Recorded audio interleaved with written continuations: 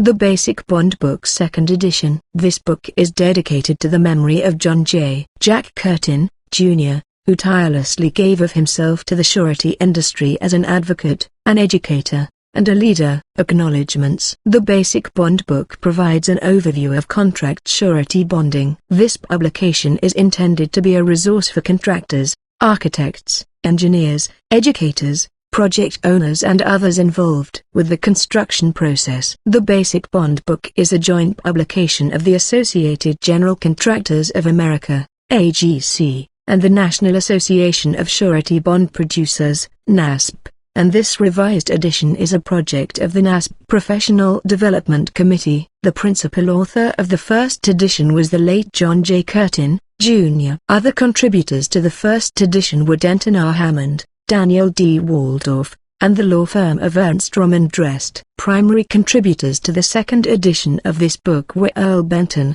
Matthew Cashin, David Castillo, Edward Gallagher, Bud Herndon, Ann Latham, and Mark McCallum. Primary reviewers of the second edition were David Hanson, Marvin House, Steve Warnick, Michael Youngblood, and Marco Giambaradino. We would like to thank all of the individuals who have participated in making this publication possible. Forward. As you will see from the original acknowledgement, the principal author of the Basic Bond Book was John J. Curtin, Jr. Known as Jack.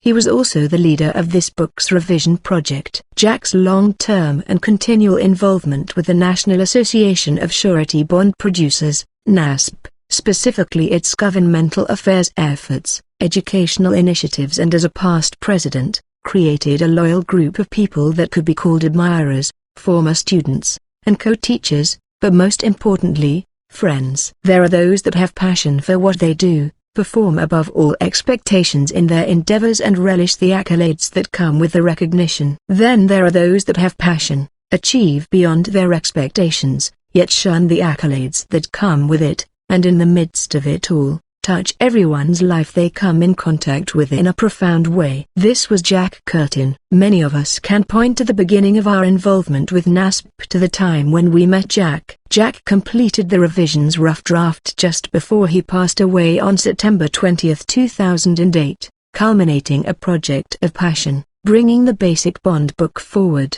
reflecting economic, cultural and industry-specific changes affecting the surety business. Jack Curtin's life experiences taught him that when working well with others, the sum of the whole team was greater than its individual members. So it is with this book. Through the efforts of NASP, specifically the Professional Development and Education Committee, Jack's project of passion became our labor of love. This completed revision of the Basic Bond Book. Jack understood the value that surety bonds bring to the construction process. But more importantly, he understood, and tirelessly preached, the real value is that which a professional surety producer brings to the process. Good theater is a phrase Jack often used as he led students, as well as when he taught others the skilled art of classroom instruction. His joy was watching new surety practitioners grow and succeed in the surety industry. Above all, Jack was a linguist and a student of the history of surety. It is our sincere hope that this completed revision fulfills this book's basic intent. Jack previously penned,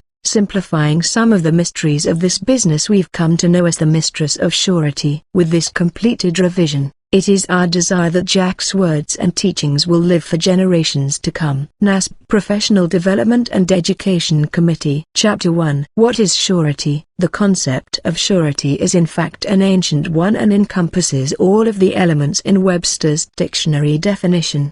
Surety. 1. The state of being sure, certainty, security, sure knowledge. 2. That which confirms or makes sure, a guarantee, ground of confidence or security. B. Security for payment or for the performance of some act. 3. A sponsor or a bondsman. 4. Law, one bound with and for another who is primarily liable, the principals, one legally liable for the debt, default, or failures of another. In the United States, corporations have issued surety guarantees for more than 110 years. Most U.S. corporate sureties are insurance companies, primarily because, As large financial institutions, they have the capital necessary to make large commitments in the form of surety bonds. The regulation of those companies engaged in the business of corporate suretyship is the responsibility of state insurance commissioners, because insurance companies are the primary issuers of surety bonds in the United States. There is a common misperception that bonds and insurance policies are one and the same. This is not the case. While surety and other lines of insurance are analogous in many respects, they are underwritten on different premises and perform in markedly different ways. Understanding the similarities as well as the differences is fundamental to an intelligent procurement and use of bonds. The issue of indemnity, whether in the form of insurance or surety, is the same. Indemnity, in layman's terms, is to make whole, or return a person or party to the position they held before the loss. Insurance is a two-party risk transfer mechanism whereby one party pays to have another party protected from certain well-defined risks. In purely theoretical terms, insurance is a pool created by a large number of people exposed to a common risk. Each member of the pool contributes to it, and any members who suffer loss as a result of the risk assumed may be compensated for that loss by the pool. The contribution to the pool is determined by an actuarial study of the probability of loss. The probability factor determines how much will be charged to pay losses while still leaving the pool solvent. Suretyship, on the other hand, is a three-party relationship which is more in the nature of a credit transaction. Unlike insurers, sureties do not expect to suffer losses. This may be unrealistic, but it is an underlying principle of suretyship and is the expectation of the sureties. The other fundamental difference between surety and insurance is that sureties demand reimbursement from their principals and indemnitors in the event of a loss.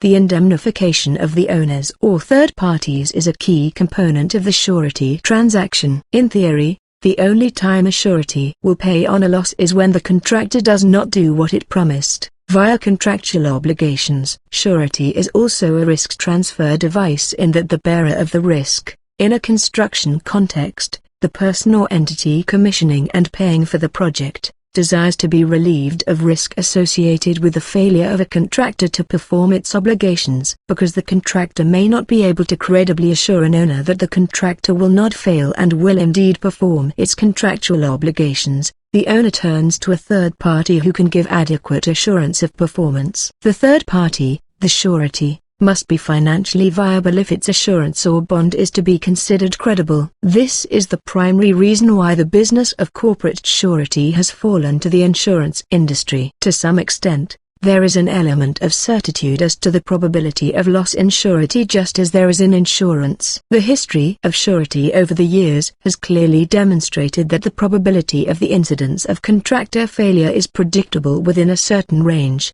The Surety Fidelity Association of America has structured programs that allow for the accumulation of surety loss data that can be used by sureties in the determination of rates appropriate for their business models. It is worth noting that the surety premium it charges is based upon the cost of delivering the services it provides and making a modest profit, but not with the expectation of paying losses. No individual would guarantee a bank loan for another knowing that there was a significant possibility that the loan would not be repaid. Similarly, bankers do not loan money to borrowers who are believed incapable of repaying them. If there is a doubt regarding the borrower's ability to repay, a bank will take sufficient security or collateral to assure itself of repayment regardless of what happens to the borrower. These principles are manifested in surety and are fundamental to an understanding of the differences between surety and other lines of insurance. Insurers analyze risk on the basis of how often a covered peril will occur, the probability that a house will burn down,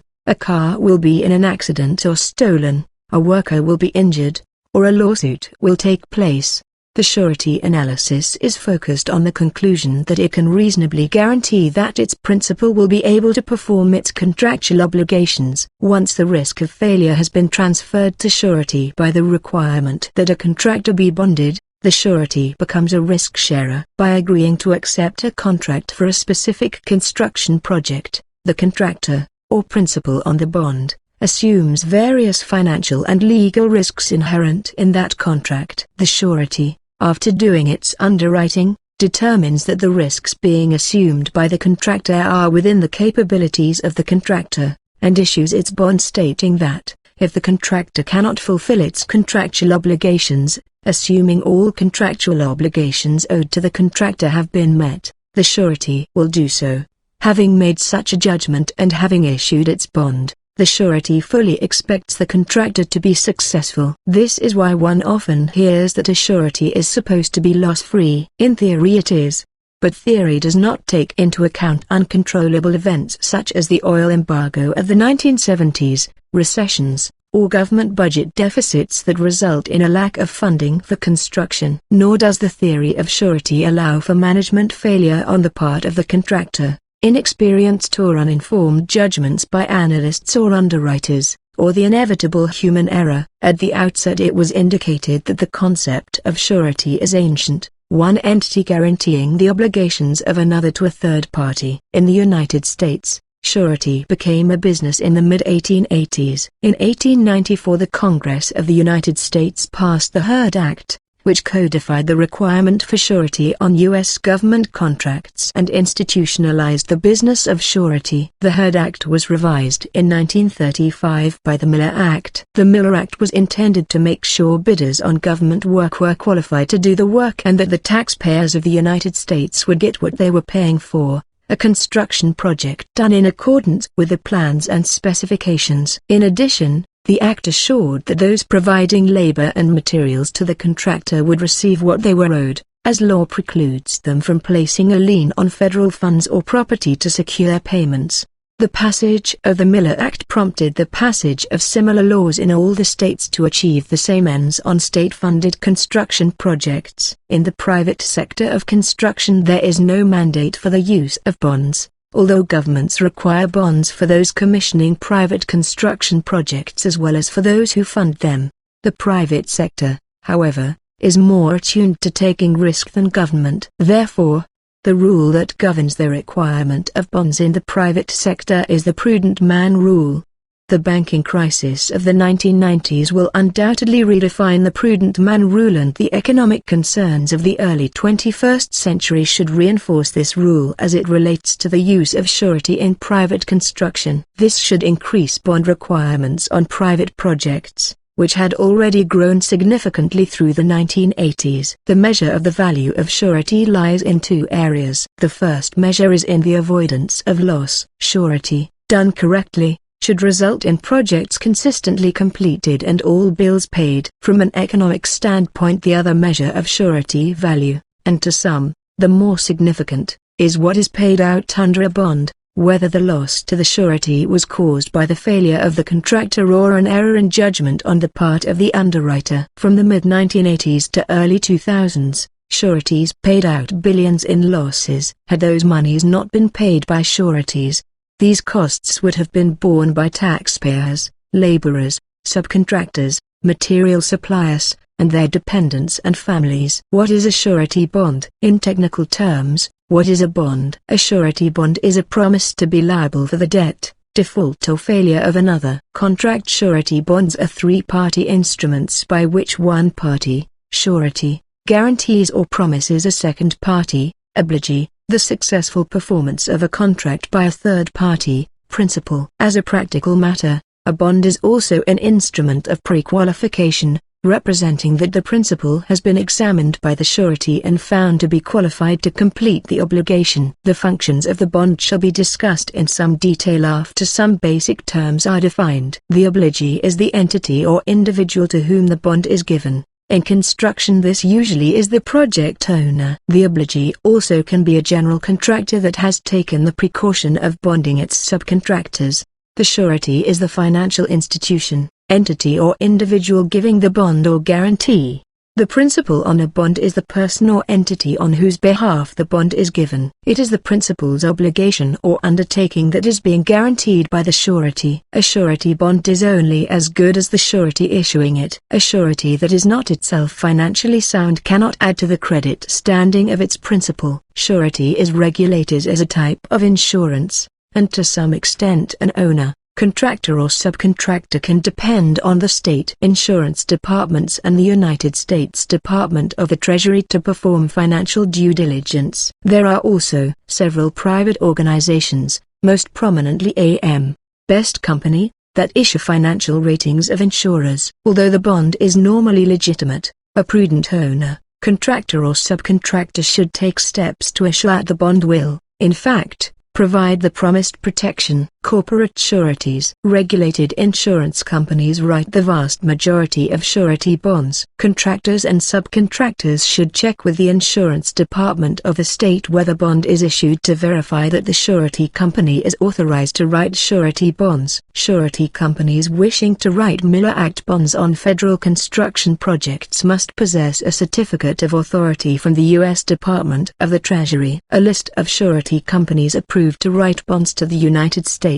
Department Circular 570, is available at www.fms.trees.gov. The name of the surety and the name of the insurance company should be an exact match. There are instances in which unlicensed entities used a name that was very similar to a legitimate surety company. The fact that the surety company is genuine and solvent is not sufficient if the company did not authorize the bond. The easiest way to confirm that the bond was authorized is to contact the surety directly. Treasury Department Circular 570 includes the telephone number of the Treasury-listed sureties, and the Surety and Fidelity Association of America's website has a bond obligees guide that identifies whom to contact to verify bonds issued by its members. Individual or personal sureties. There is a long history of fraud by individuals claiming to act as sureties on construction contract bonds. For state or private projects, surety is regulated by the states as a type of insurance. Unfortunately, state insurance departments have typically enforced their laws by issuing cease and desist orders, which have not proven to be effective in preventing abuse. The United States will accept individual surety bonds on federal government construction projects if certain stringent requirements are met. The surety must place cash or cash equivalents equal to the amount of the bonds in escrow with a federally insured financial institution or provide the government with a deed of trust on real property to secure bond. See Federal Acquisition Regulations, FAR, Section 28.203, et seq. 48 CFR Sections 28.203 et seq. Prior to amendments effective on February 26, 1990, the FAR permitted acceptance of individual sureties based on a sworn statement from the surety that his or her net worth was sufficient to cover the bond obligations. In many instances, this sworn statement was found to be false and the assets illusory. The FAR amendments required the deposit of cash or cash equivalents, and excluded various types of assets that fraudulent individual sureties often claimed on their sworn statements. The change was comparable to a bank stopping unsecured lending based on the borrower's representations and instituting secured lending based on a security interest in specific, verified assets. There is no central authority, such as the U.S. Department of the Treasury, to vet proposed individual surety bonds. The contracting officer has to evaluate them during the course of a particular procurement. This places a significant administrative burden on federal contracting officers who possess differing levels of knowledge regarding surety bonds and the kinds of assets required to back individual surety bonds under the FAR. Contracting officers are sometimes fooled by artfully crafted submissions that appear impressive but have no substance. See U.S. Department of Treasury, Financial Management Service, Special Informational Notice to all bond approving, contracting, officers, dated February 3, 2006 at http://www.fms.trees.gov/C570/special_notice.pdf.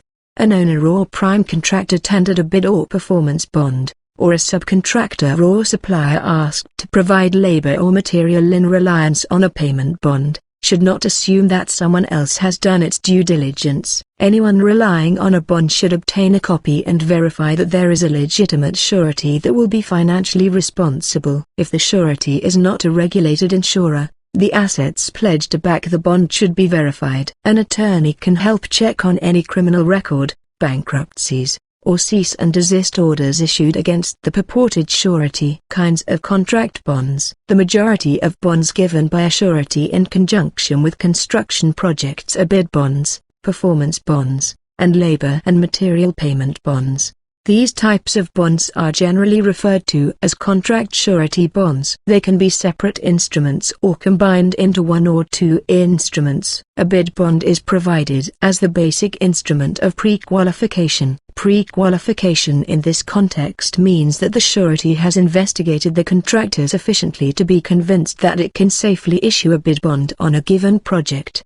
The bid bond states that the contractor will enter into a contract if the contractor's bid is accepted, and the contractor will furnish whatever additional bonds are required. If the contractor fails to do either, the bid bond specifies the amount, called the penalty, that may be paid as damages. The bid bond may be a forfeiture bond where the surety is liable for a fixed amount of the bond as expressed in dollars or as a percentage of the amount of the contractor's bid regardless of the damages to the owner. Sureties are generally reluctant to issue forfeiture bonds as bid security. Usually the surety, under a bid bond, may be liable for the lower of the bid bond penalty or the difference between the contractor's low bid and the contract price the owner must pay to the firm ultimately awarded the contract. In no event will the surety be liable for more than the penalty stipulated in the bond. The performance bond assures that the principal will perform the work it is contracted to perform in accordance with the contract plan and specifications, and perform all the other obligations in the construction contract. If the contractor fails,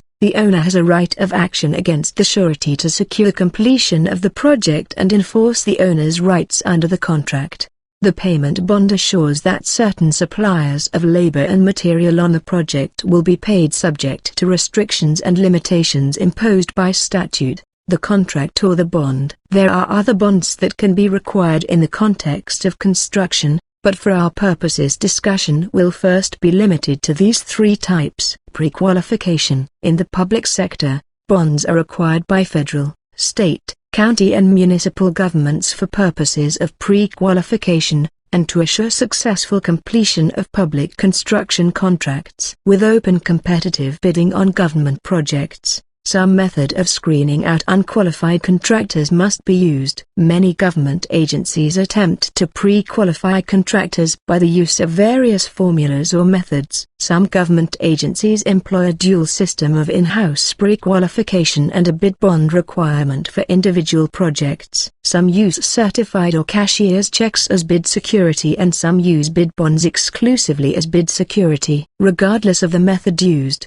the certified check or the bid bond enables the awarding authority to assess a monetary penalty as damages if the low bidder fails to enter into a contract or fails to provide any required bonds.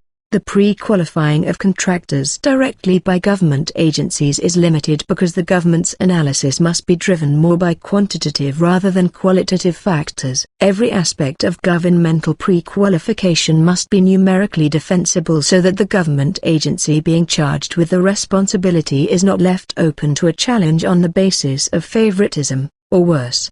Professional pre-qualification, as done by surety, must by necessity be more qualitative than quantitative. Balance sheets do not make mistakes, people do. Financial statements are scorecards. They demonstrate how well a contractant firm is performing. They also show the resources available to the firm with which it can continue to operate and mitigate or absorb risks or mistakes. The purely quantifiable analysis, however, is less capable of measuring innovative and managerial skills than is the qualitative analysis of the surety. In addition, different state pre-qualification requirements can inhibit a contractor's ability to market the firm's services within its geographic area of operations. It may have a pre-qualification limit in one state that is significantly different from what it has in others. Certified checks as bid security. From the contractor's and surety's standpoint, the use of certified checks as bid security has several disadvantages. One negative factor is that an awarding authority, without the prior acknowledgement of the bidder, can cash a certified check given as bid security. If the contractor feels that its bid deposit has been wrongfully appropriated, the contractor must sue to get its money back. Further, the surety loses control over a contractor that uses checks in lieu of bid bonds. A bad job bid with a certified check could affect an entire work program if it puts the company in jeopardy. The certified check throws the responsibility for underwriting the contractor onto the shoulders of the banker, and very few bankers want that responsibility. If the contractor is low bidder and a surety declines to provide performance and payment bonds, the contractor must either find another surety very quickly or suffer the loss of either all or part of the bid security. Obviously, there is the potential to impair the contractant firm's banking relationship and possibly its financial structure. The bid bond is the best form of bid security in that it allows the surety to review the contract as well as the contractor's ability to perform the contract before the project is bid. A drawback to using a bond, from the owner's standpoint, might be the fear that the surety will resist parting with its money if it feels that the owner is wrongfully assessing damages against the contractor. A frequent example of such a situation is one in which the contractor chooses to withdraw a bid for what the contractor and the surety believe is good and sufficient reason, and the owner does not consent to the withdrawal. Bonds for private work. The same considerations apply in the private sector, where bonds are required to secure the owner's investment in the property to be built, altered or rehabilitated. In many cases, if the owner does not require bonds of the contractor, the bank providing construction financing for the project will require them. The bank will want assurance that the money it is lending will result in a completed project, which is the bank's fundamental collateral for its loan. The bond will also assure that the labor and material bills will be paid, thereby leaving the property unencumbered by claims from unpaid subcontractors and material suppliers. Functions of a surety. The primary functions of a surety: pre-qualifying the contractor, providing guarantees of contractual performance and payment of bills in the event of a contractor's inability or unreasonable unwillingness to do so. The secondary functions of the surety involve expediting a project by assuring subcontractors and material suppliers of payment or the creditworthiness of the prime contractor, keeping the contractor out of trouble by refusing to guarantee projects on which the contractor may be incapable of performance or on which the risks are too great, providing management assistance to the contractor. Chapter 2. What the surety looks for in a contractor. As the surety is concerned with guaranteeing a contractor's performance of the contract and the payment of bills, it is logical that a surety would want all the information it can get to be assured of the contractor's ability to perform and pay. Capacity to perform. To be sure of the contractor's ability to perform the proposed undertaking, the surety will want the following information from the contractor. 1. Resumes of the contractor and the key people in the contracting organization will illustrate their educational and professional backgrounds. If a number of people are working for the contracting firm, include resumes of the key inside administrative staff as well as the key outside field personnel. Be as objective as possible in the evaluation of the contractant firm's prior history. Be sure to include major projects and the employee's role in the execution of those contracts. 2. A track record, which is simply an objective listing of work successfully completed, means a lot to a surety. If the principal of the contractant firm was a project manager or superintendent for someone else, provide a list of the jobs supervised. If the firm has been in existence for a while prior to application to a surety, list the projects it has completed, the location and description of each project, the amount each cost, and the year in which each was completed. Some sureties will ask for the largest work program handled to date by the firm. If possible, include the profit earned on the projects listed, particularly if the profit level is consistent with prior profit levels or exceeds the norm. 3. Trade references should be available in the form of names and addresses of owners, architects, subcontractors, general contractors, material suppliers, etc., with which the firm has worked. Any letters of commendation that the firm may have received should be volunteered. 4. An organizational chart of the firm should be provided, if applicable, as well as copies of brochures and website addresses. 5. The continuity plan of the business should be made known. This means that the surety should be informed of what provisions have been made for the continuation of the firm in the event of the inability of key people to function, or the demise of key people. An Epson company doing a large long-term project represents a fairly risky proposition to a surety, in that it will have to see to the completion of the project in the event of that person's disability or death. Similarly, the demise of a majority or significant stockholder in a large company can have serious financial ramifications that could impair the firm's ability to fulfill its contractual obligations. A well-constructed and equitable continuity plan ensures that the families of owners or key people will be less likely to interfere in the affairs of a company during times of trouble. Equally important in the construction of the continuity plan is the funding of the plan. Learning whether the plan has been funded, and how, will help the surety evaluate the viability of the document. 6. The rationale for doing a particular project can be important to a surety. A contractor should be prepared to explain, particularly in the case of a project or program larger than anything done before, why the firm should undertake the project or program, how it fits into what already exists in the way of work or organization, how it will be financed, and what the return will be. The soundness of the reasoning may well be what makes or breaks the decision. 7. A business plan of the contractant firm that includes a detailed overview of the history, current position, and future 1 to 5 year plans for expansion of existing services and or the addition of new services, equipment, and personnel. The business plan should include a market analysis that demonstrates their understanding of current market conditions, current and prospective client demographics and competing providers of similar services. The plan should also address the firm's marketing and sales strategies and the infrastructure that supports these activities. Proactive, ongoing business planning discipline is the cornerstone of a well-run business.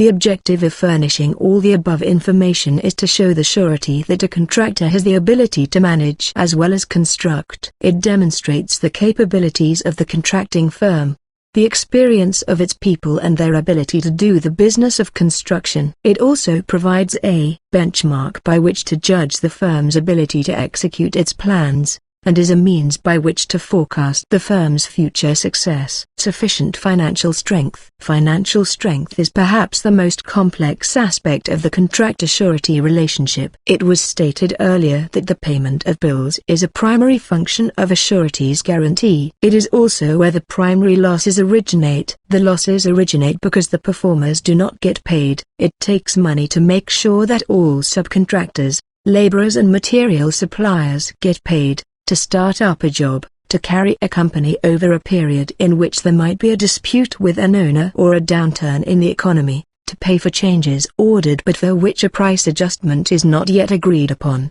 to finance retainage, to pay the overhead, to prepay bills and take resulting discounts, to finance slow receivables, and to assure the availability of bank credit. The amount of money required can depend on the type of work being performed or the organization performing it. Therefore, we will not attempt here to prejudge what may be required, or to set standards. The following is merely an outline of the information that a surety will likely want to see so an evaluation can be made of the contractor's financial ability to carry out its business plan. 1. Financial statement presentation. It is the contractor's responsibility to ensure that the company's financial statements accurately reflect the financial position and operating results of the company, and include all disclosures necessary to make the financial statements meaningful to the contractor's surety. Proper presentation of a contractor's financial position is key to the process. Generally accepted accounting principles,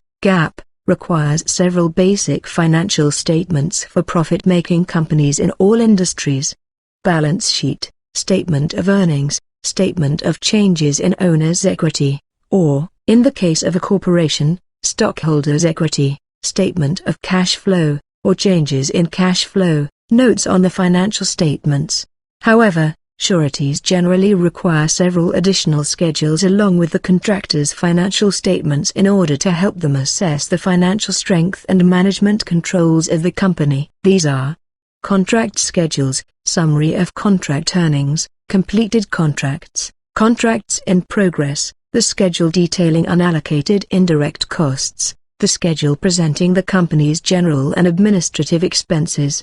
2. Accounting methods. Accounting normally addresses itself to matching, within the same accounting period, the revenue from the sale of a widget with all the costs of producing and delivering the widget. For industries other than construction, this matching process is relatively straightforward. However, in the construction industry, the one distinguishing characteristic that makes accounting different is that the widget, a project, that is sold does not exist at the time of the sale, contract, and the ultimate cost to produce it is not yet known. There are a number of ways to account for a contract. Under GAAP there are two acceptable methods of accounting for construction contracts.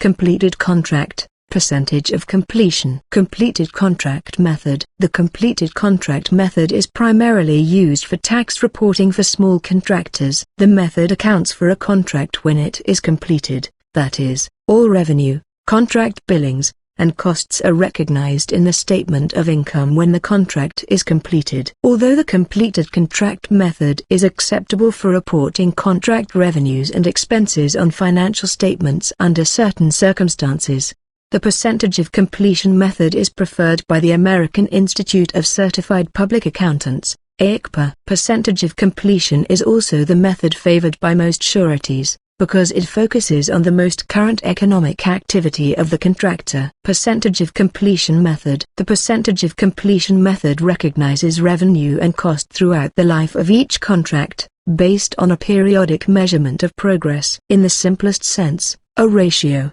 The percentage of completion is determined and then this factor is applied to the expected revenue for the contract. This determines the revenue for the contract to be recognized in the financial statements. Three typical methods of measuring the percent complete are: the cost ratio method, which uses the ratio of actual contract costs incurred during the reporting period to total estimated contract costs. This method is the most commonly used method of computing the percentage of completion, and should be used for projects with costs that are evenly distributed over the life of the project. This method is typically used for building and some parts of heavy construction projects. The units of work method, which uses the ratio of units of work performed to total units of work to be performed under the contract. For contracts under which discrete units of output are produced, progress may be measured on the basis of units completed. A typical unit of work would be cubic yards of materials excavated. This method is typically used for highway projects that are broken down into specific units of performance for billing purposes. This method is typically combined with other methods to account for certain parts of a project,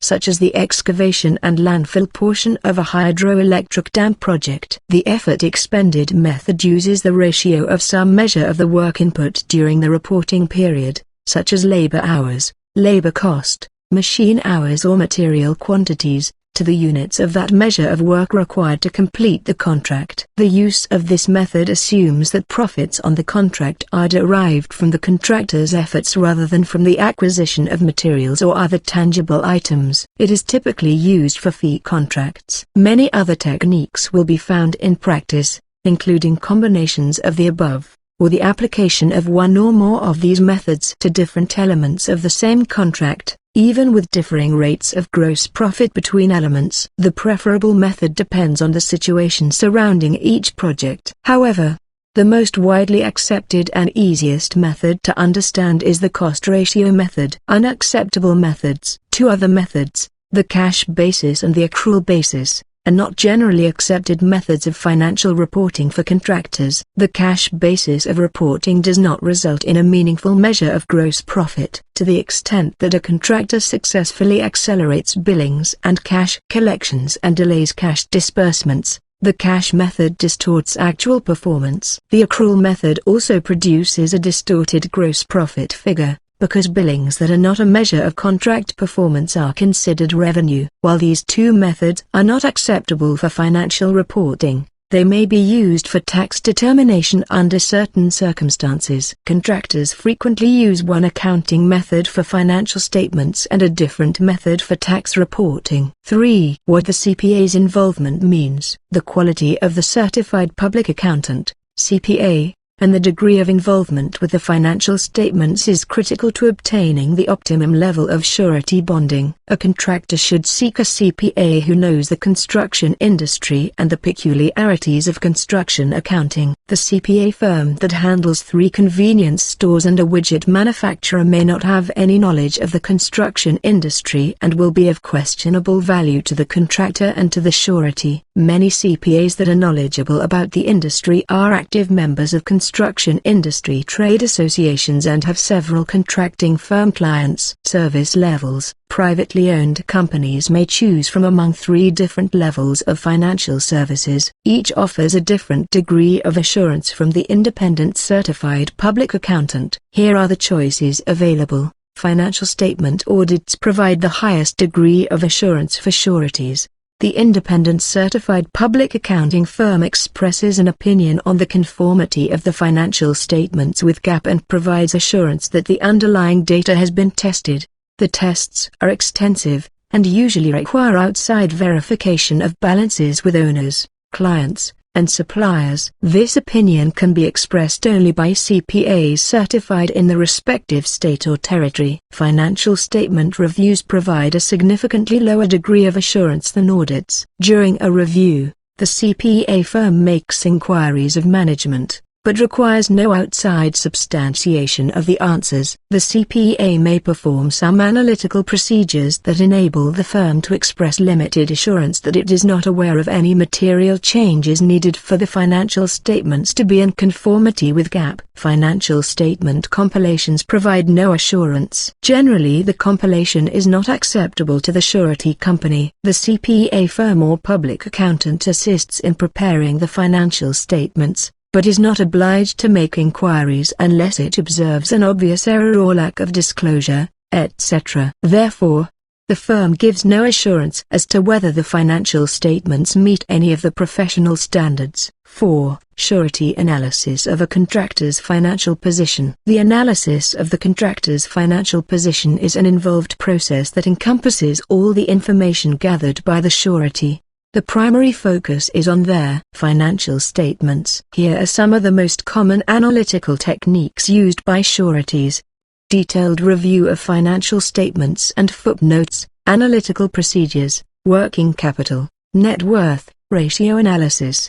The primary purpose of the financial analysis is to develop a thorough understanding of the contractor's financial position and to evaluate the contractor's creditworthiness. 5. Detailed review of the financial statements. If the financial statements are properly prepared, the surety will learn about the following critical areas. Accounting method used to determine income recognition, method of determining income recognition for tax purposes, the extent of litigation or contingent liabilities, related party transactions, joint ventures, stock repurchase agreements, lease commitments, claims and adjustments, officer, shareholder and related party loans and notes, pension, profit sharing, and other employee benefit plans. The size of total assets, long-term debt, equity, net worth, working capital, current assets minus current liabilities, annual volume. Other disclosures for contractors, backlog, over and under billings, detailed job schedules tied to the financial statements, amount of unallocated indirect costs. 6. Analytical procedures. Because the surety is providing a financial guarantee of performance and the payment of bills, the primary focus of a surety's information gathering and analysis is directed at the financial strengths of the contractor. This analysis will focus primarily on the financial statements of the contractor. The analytical procedures for financial analysis include numerous quantitative techniques used to evaluate the creditworthiness of a company. The techniques include working capital and net worth, ratio analysis, trend analysis, and gross profit analysis for construction contractors. Working capital and net worth. The two primary indicators used by sureties to evaluate a contractor are working capital and net worth. Working capital is the difference between current assets and current liabilities. Current assets are cash and other assets expected to be converted into cash within 1 year. Current liabilities are those obligations that will be paid or liquidated in the same period. Working capital measures the short-term aspects of the operating cycle. and creditors use it to evaluate the company's ability to furnish cash in the current year. Net worth, or net equity, is the difference between assets and liabilities. It represents the investment and retained earnings in the company. Net worth is sometimes referred to as long-term liquidity, because it measures the company's ability to produce profits over the long run, or the long-term aspects of the operating cycle. Net worth also indicates the company's ability to sustain losses. Analysts often use working capital and net worth as benchmarks to determine the level of credit capacity, that is, the safest level of credit that can be extended, on the basis of the belief that these factors represent the company's loss-paying power. Ratio analysis. Ratio analysis is a mathematical technique for assessing a company's current financial position using information from the financial statements. As the variety of ratios and the method of calculation are too numerous to mention here, a few key business ratios commonly used by sureties are presented in Appendix A. 7. Red flags in financial statements. Sureties will look for the following red flags that are a signal of questionable financial statements. Late reporting. Audited financial statements should be available within 90 days of the end of the fiscal year. Late reports are often a sign that there are problems with the underlying records or that there are significant disputes between the contractor and the CPA or discrepancies that need to be resolved. The audited financial statement should be issued and in the hands of the surety not later than 10 days after the date of the CPA's opinion letter. Errors in the statement, footnotes, or supporting schedules. There is no such thing as an inconsequential error in a CPA-prepared statement. Sureties rely heavily on the expertise of the CPA to perform the work with due diligence. Where there are obvious errors, there often are even more substantial ones that remain hidden. Inadequate footnote disclosure. Footnotes are the primary responsibility of management, but the CPA has a duty to see that they are accurate and complete. Lack of appropriate or properly prepared supporting schedules. This could mean that the principal or contractor is trying to hide unfavorable information about the business. Changes in the reporting entities, accounting policies, or the CPA. Changes in entities or accounting policies interfere with the ability to track performance, and can mask the full impact of negative financial developments. A change of CPA is a major event that must be carefully evaluated. It may be a positive change, if the new CPA firm has greater knowledge and experience in the company's industry. But it may also be a signal that there is a disagreement between the contractor and the CPA. Funds of the contractant firm that are being used for non-construction activities. Examples of these would be real estate development, outside investments, or any other activity that may inhibit the ability of the firm to perform its obligations or pay its bills. This is a definite red flag, because the draining of funds can put the surety in serious jeopardy. 8. Cash flow projections. Cash management is one of the most important yet frequently neglected aspects of financial management in the construction industry. The financial manager of a growing construction company is responsible for ensuring that enough cash is available at the right time to keep the firm in business. It is not unusual, particularly in small construction operations, for the firm's cash position to be left to chance, with little effort expended on planning or managing cash. Cash flow analysis may be required by sureties to evaluate the short-term plans of the construction company. A sound business model would dictate that there are processes and procedures in place to accurately calculate and forecast the cash flow requirements of the company on an ongoing basis. 9. Contracts in process schedules. These should be done periodically. They tell the surety and the contractor the status of the jobs on a project-by-project basis. How much is done, how much is billed, what the work has cost, how much profit has been earned, estimated cost to complete, the status of the company, how much gross profit it will earn, how much money it has borrowed from the jobs, how much needs to be billed to recoup costs and profits to which the contractor is entitled.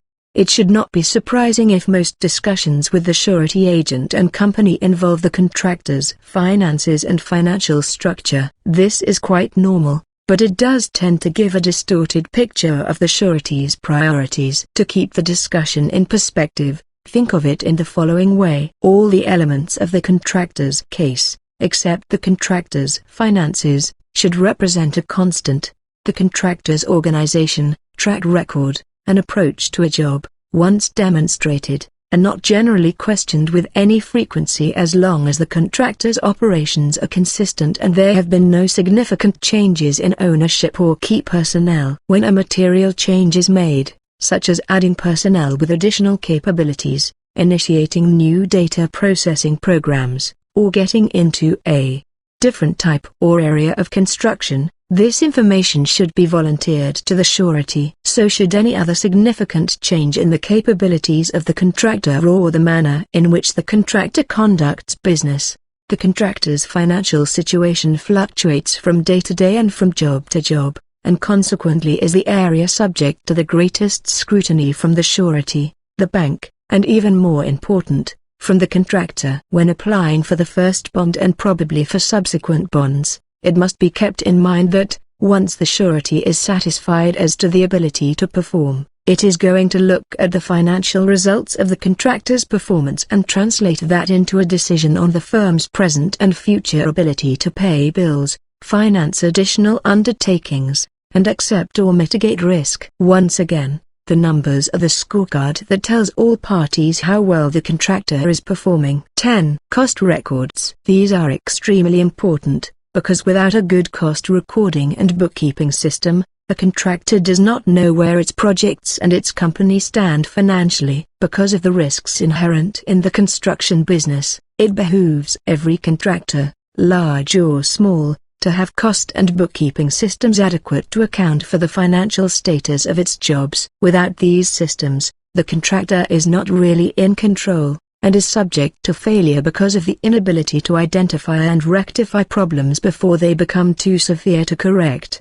Having good internal cost controls is not enough. The contractor must use the cost records in the management of the company. The surety, in its analysis of the contractor's operations, will want to satisfy itself that the contractor is making proper use of the cost records. 11. Credit references for an existing company. Credit references demonstrate how bills have been paid in the past. There are various credit inquiry services to which sureties have access, but a contractor's own references will probably be more accurate. 12. Credit scoring/modeling. The beginning of the 21st century saw the introduction of credit modeling into the surety's due diligence process. All facets of the credit industry utilize credit scoring or modeling as another method of organizing and evaluating the creditworthiness of a contractor. Most of the information involved is derived from the financial information of the contractor. Some is derived from credit reporting agencies. There is no uniform scoring system,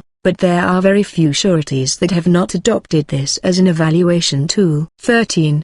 Bank line of credit. A bank line of credit should be established and its extent made known to the surety. It is important to point out that sureties are generally looking for an unsecured line of credit that can be used for short-term working capital purposes. Secured financing is not necessarily what a surety would like to see, and financing based on an assignment of accounts receivable will not generally be looked upon favorably by a surety. Receivable financing tends to pit the surety against the bank in a default situation. However, sureties are aware that unsecured credit is not always available to a contractor, and may be willing to accept secured credit if sound business principles suggest it. In any event, the contractor can be assured that the surety will look not only at the basis for the credit, but also at the extent to which bank loans are used, at the amount, and at the terms of their repayment.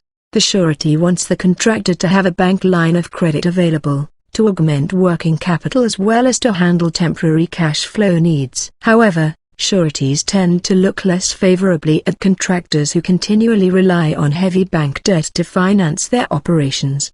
They may make an exception if the contractor involved needs bank lending in order to finance the acquisition of the equipment or of fixed assets needed to perform their construction activities. 14. Personal indemnification. The final item to be discussed with the surety will be the contractor's personal involvement with the contracting company and with the surety. This is sometimes a sensitive area, but is nonetheless important and should be discussed with candor. A contractor will likely be asked to provide the personal indemnity of the principal stockholders of the company and, in many cases, of their spouses as well. Rarely does a surety write bonds for contractors who are unwilling to put their resources on the line to support their companies. The owner of a company is the beneficiary of the endeavors of the company when things are going well. Conversely, the surety expects the owner to step up and help solve problems when things are not going as well as predicted. Those who indemnify will be asked to provide personal financial statements to show what that indemnity is worth. The initial reaction to this may be the determining factor in whether or not the surety will be willing to provide surety credit to the contractor. A contractor would be well advised to consider the subject carefully before approaching a surety. It has already been explained that what a surety does is guarantee the contractor's performance and the payment of bills. It pre-qualifies the firm,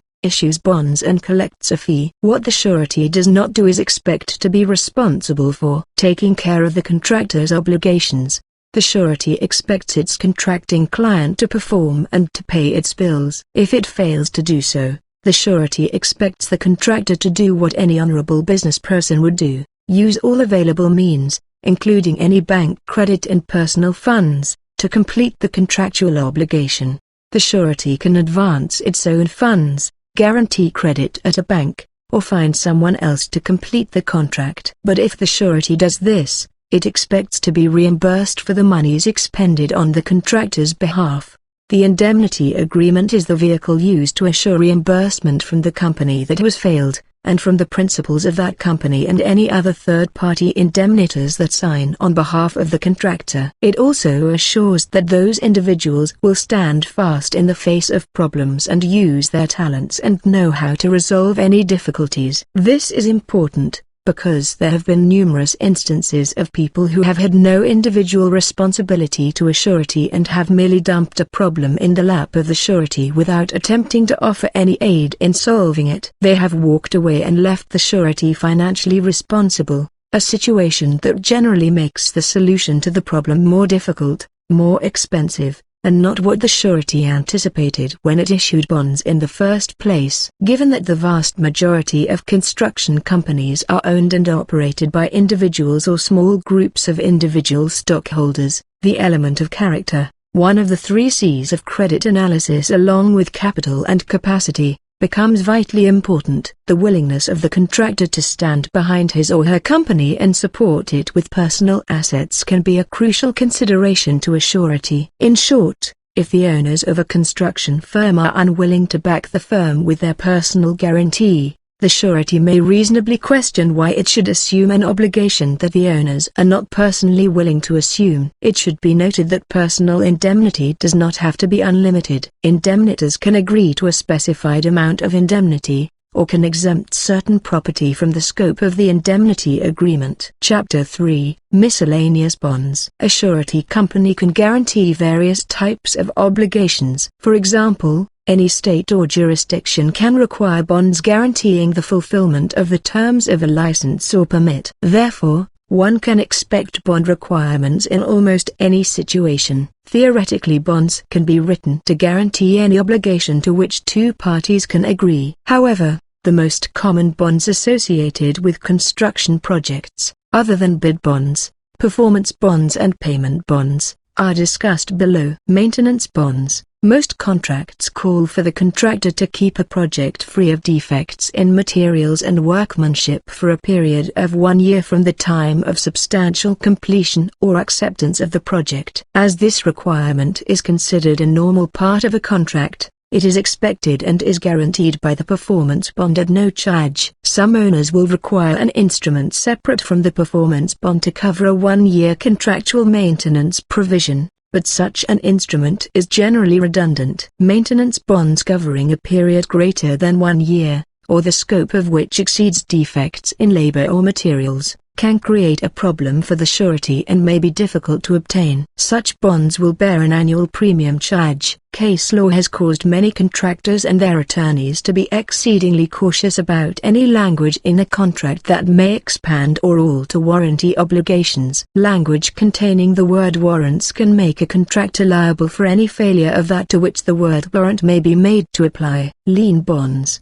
Many state laws allow for the filing of a lien bond on a private construction project. Such bonds are guarantees that the project will be kept free of mechanics liens. Liens filed for non-payment of trade obligations would be filed against the bond and not the project itself. Release of lien bonds. Some jurisdictions permit the release of lien bonds to clear title to a project. In return for releasing its lien on the property, the lien holder receives the substitute security of a surety bond. Retention bonds. Some states or agencies allow a contractor to substitute a bond for retainage toward the end of a project. These bonds are not a substitute for the performance bond on the project, but are additional protection for the owner, generally assuring completion of the punch list. Sales and use tax bonds. These bonds guarantee the payment of sales and use taxes where required. Health and welfare bonds. Many union agreements call for bonds guaranteeing the payment of health, welfare,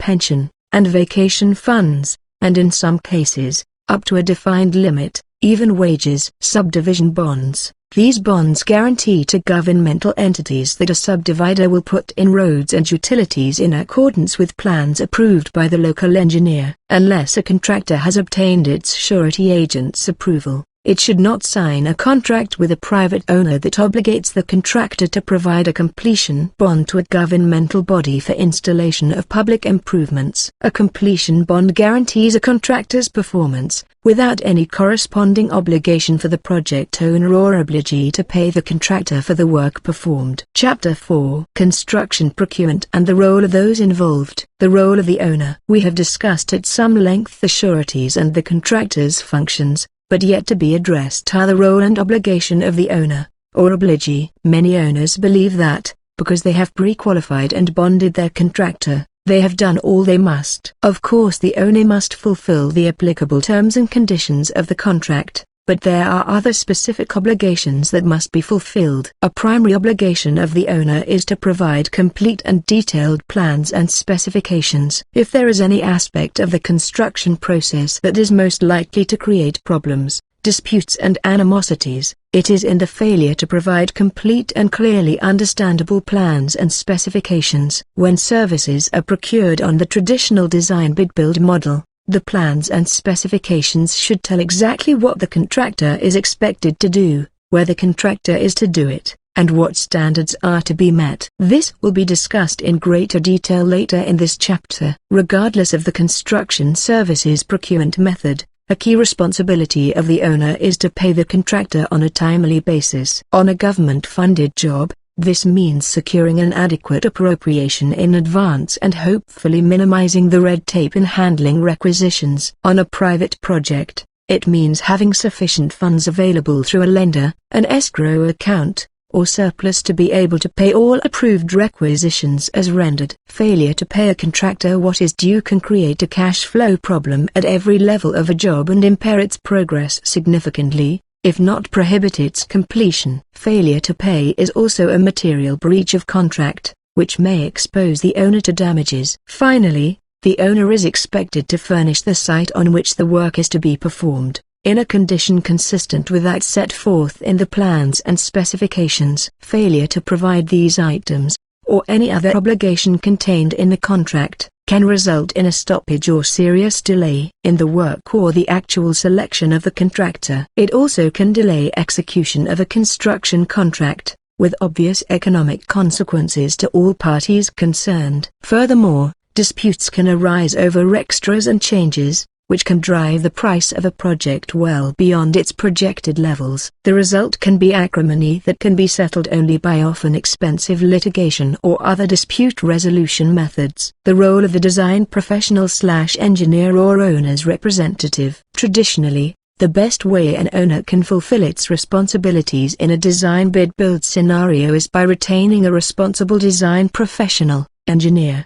The design professional, in turn, can make or break the project by virtue of the quality of its plans and specifications and by the capabilities of its on-the-job representative. The design professional's position is not totally enviable, in that it is the middleman in any disputes. As the owner's representative, the architect must be responsive to the wishes of the owner. In addition, the design professional must work with the contractor to ensure that the design is properly executed. This can require a great deal of statesmanship and compromise if serious issues are raised during the course of construction. Most design professional and contractors are interested in a quality job for a fair and reasonable price, and will try to work well together. In cases where design or construction deficiencies become apparent and the architect and contractor begin to disagree, there is a tendency to blame the problem on the other party. When such occasions arise, the surety is often used as a lever to make the contractor perform. This serves no useful purpose. Sureties are not in the business of arbitrating disputes or acting as enforcers. That is the function of the courts, the American Arbitration Association,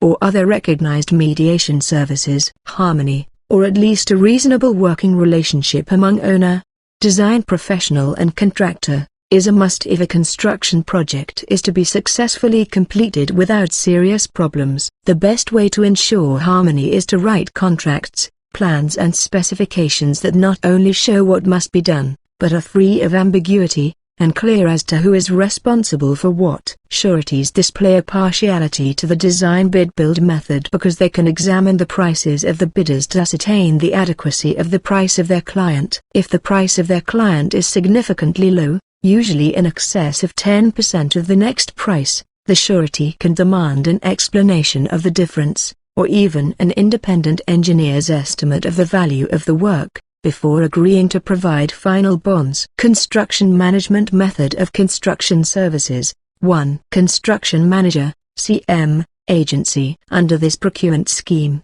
the contractor is hired as the agent of the owner in the management of the construction services.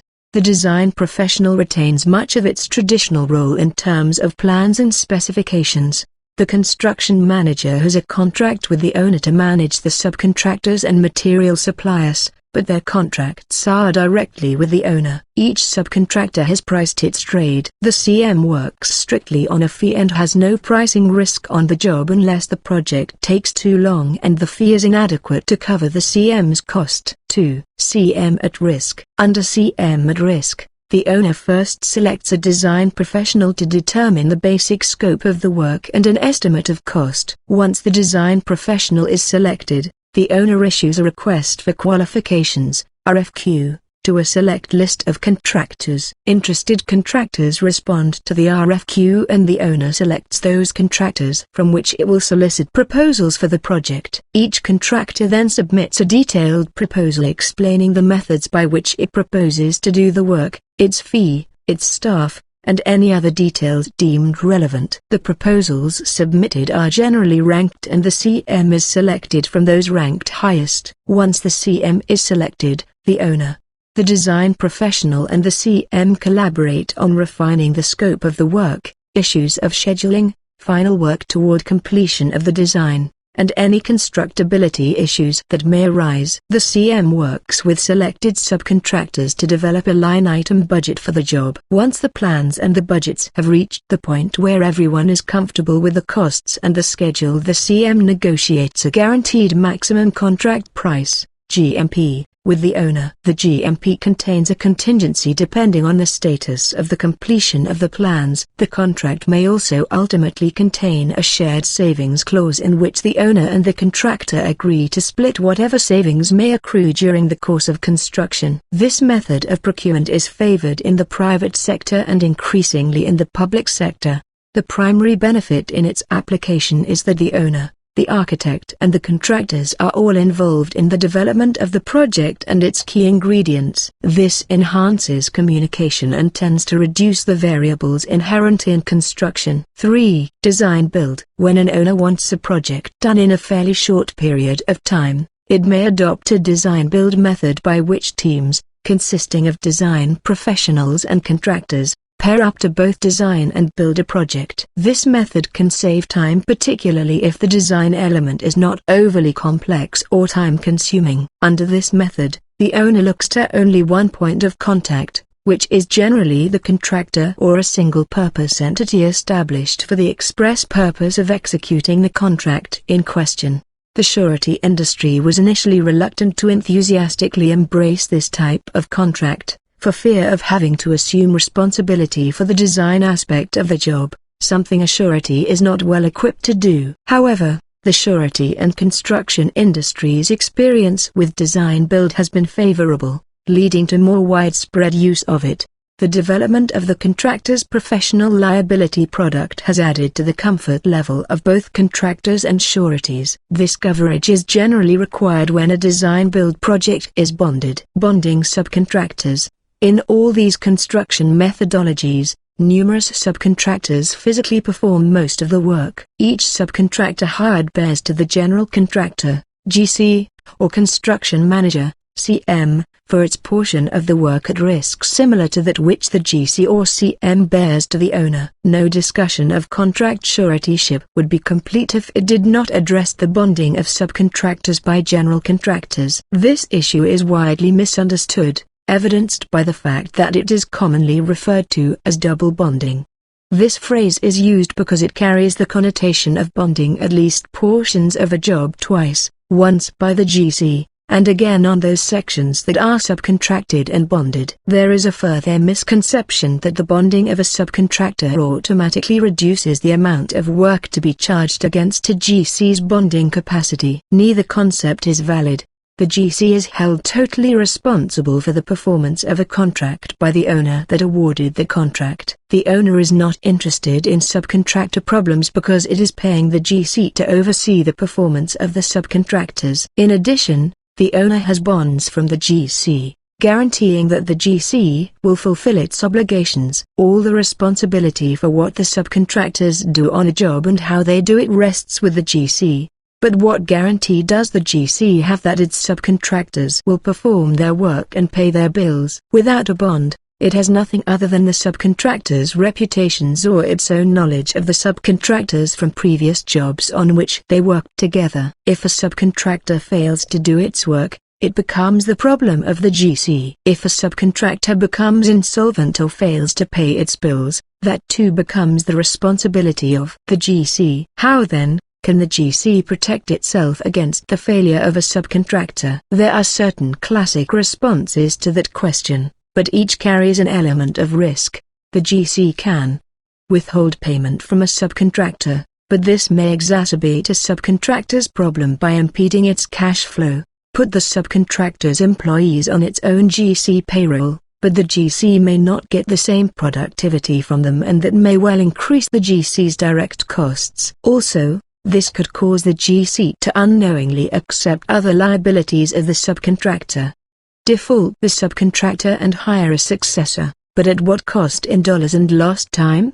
Withhold increased retainage from the subcontractor, over and above what is being withheld by the owner. If the subcontractor is having cash flow problems or is having difficulty meeting its weekly payroll, holding back more money each month is not likely to improve the subcontractor's situation or enhance the security of the GC in the event of a subcontractor failure. Regardless of what action the GC takes, it cannot abrogate its responsibilities. In addition, it will most likely incur additional costs and delays with no recourse to anyone but the defaulted or defunct subcontractor. In effect, the GC is surety for the subcontractor unless the subcontractor provides its own bonds. Hedging your bets. Requiring a surety bond from a subcontractor will give the GC the protection needed in the event of subcontractor failure. If nothing else, the presence of a surety in the picture will make a problem subcontractor think twice before walking off a job, or not paying a bill because of its obligations to the surety under the bond application form and indemnity agreement. By reducing and controlling the risk of subcontractor failure, the GC may expand its own surety credit capacity. For example, assume that the GC has required bonds of all key subcontractors and wants its surety to provide more credit by virtue of the fact that it has taken this important step. The contractor still has to see to the completion of the project and the payment of bills. But, as pointed out earlier, the GC has protected its interests by seeing to it that someone is answerable to the GC if any of the subcontractors fail. the GC has reduced its risk, and by doing so has properly made the surety more comfortable in its role as risk-sharer. No one can assess the return to the GC arising out of its decision to bond subcontractors. The return, unless it recovers from a subcontractor's surety, is measured in subjective ways. The decision will classify the GC in the eyes of its own surety as a prudent business person, which in the long run may be as valuable as, or even more valuable than, the assets on the firm's balance sheet. Sureties themselves use reinsurance to hedge their bets. Shouldn't the general contractor consider doing the same? Having required subcontractors to post bonds, the GC must realize that it has acquired additional issues to manage. As mentioned earlier, care should be taken to verify the authenticity of bonds issued on behalf of subcontractors. More than one GC, when making a claim on a bond, was shocked to learn that the bond was either unauthorized or just plain fraudulent. An original power of attorney attached to the bond and a telephone call to the surety's home office will avoid this problem. One of the rules of suretyship is that an obligee can lose its rights under a bond if it increases the surety's risk without the surety's consent. Therefore, GCs are well advised to seek the consent of the surety before revising the terms of a subcontract. Some bonds waive notice of alterations to the contract or extensions of time, some do not. Therefore, it is important to review the subcontractor's bond before revising the subcontract. Incidentally, even if a bond waives notice of alterations, a change that materially changes the subcontract may relieve the surety of liability. So again, the safest path is to obtain the consent of the surety if there is any question as to the impact of the change on the surety's liability. A subcontractor in default. The time may come when a GC believes a subcontractor is not performing its obligations and the GC wants to protect its rights under the bond. When this occurs, the GC should review both the subcontract and the bond to determine what, if any, specific procedures, notices, etc. need to be followed to both invoke and protect its rights under the bond. For example, the subcontract may require on behalf of the subcontractor a mandatory period in which to cure a default, or, the subcontract may simply provide that the GC must give notice of its intended course of action prior to declaring a default. If these steps are not followed, the GC's attempt to default the subcontractor may be defective. The GC may then find itself in default if it terminates the subcontract. It may even find that it has lost its bond rights. Likewise, the bond may provide that specific notice be given or, as in the case of the A312 performance bond, that the bond obligee request a meeting prior to declaration of a default. Again, if these steps are not strictly followed, the GC runs the very real risk of jeopardizing its coverage under the bond. Assuming proper procedures are followed and notice is given, the subcontractor's surety should, at minimum, acknowledge receipt of the claim and begin its own independent investigation.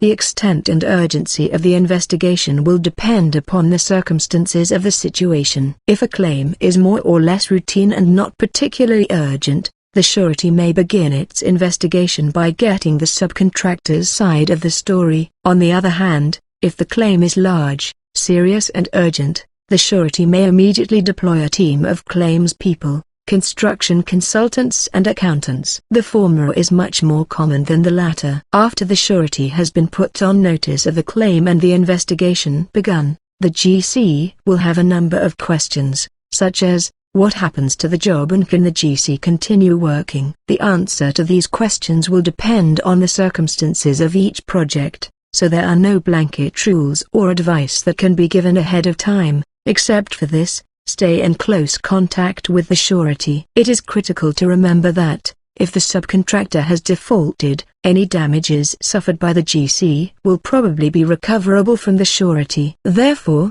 if the subcontractor is clearly in default, the surety will act promptly to minimize the GC's loss and expenses. If it is not clear who is in default, the surety is caught between obligations to both the GC and subcontractor, and the third-party indemnitors, and will have to proceed with great caution. This caution is often mistaken as non-action, but the surety has little choice. Ordinarily, the obligations of the surety are the same as those of the subcontractor. Therefore, if the subcontractor is not in default, the surety will not be obligated under its bond to complete the project or reimburse the GC, as long as the subcontractor, in the surety's opinion, has a reasonable argument, based on law or the facts, that it has not breached the subcontract. The surety will not intercede.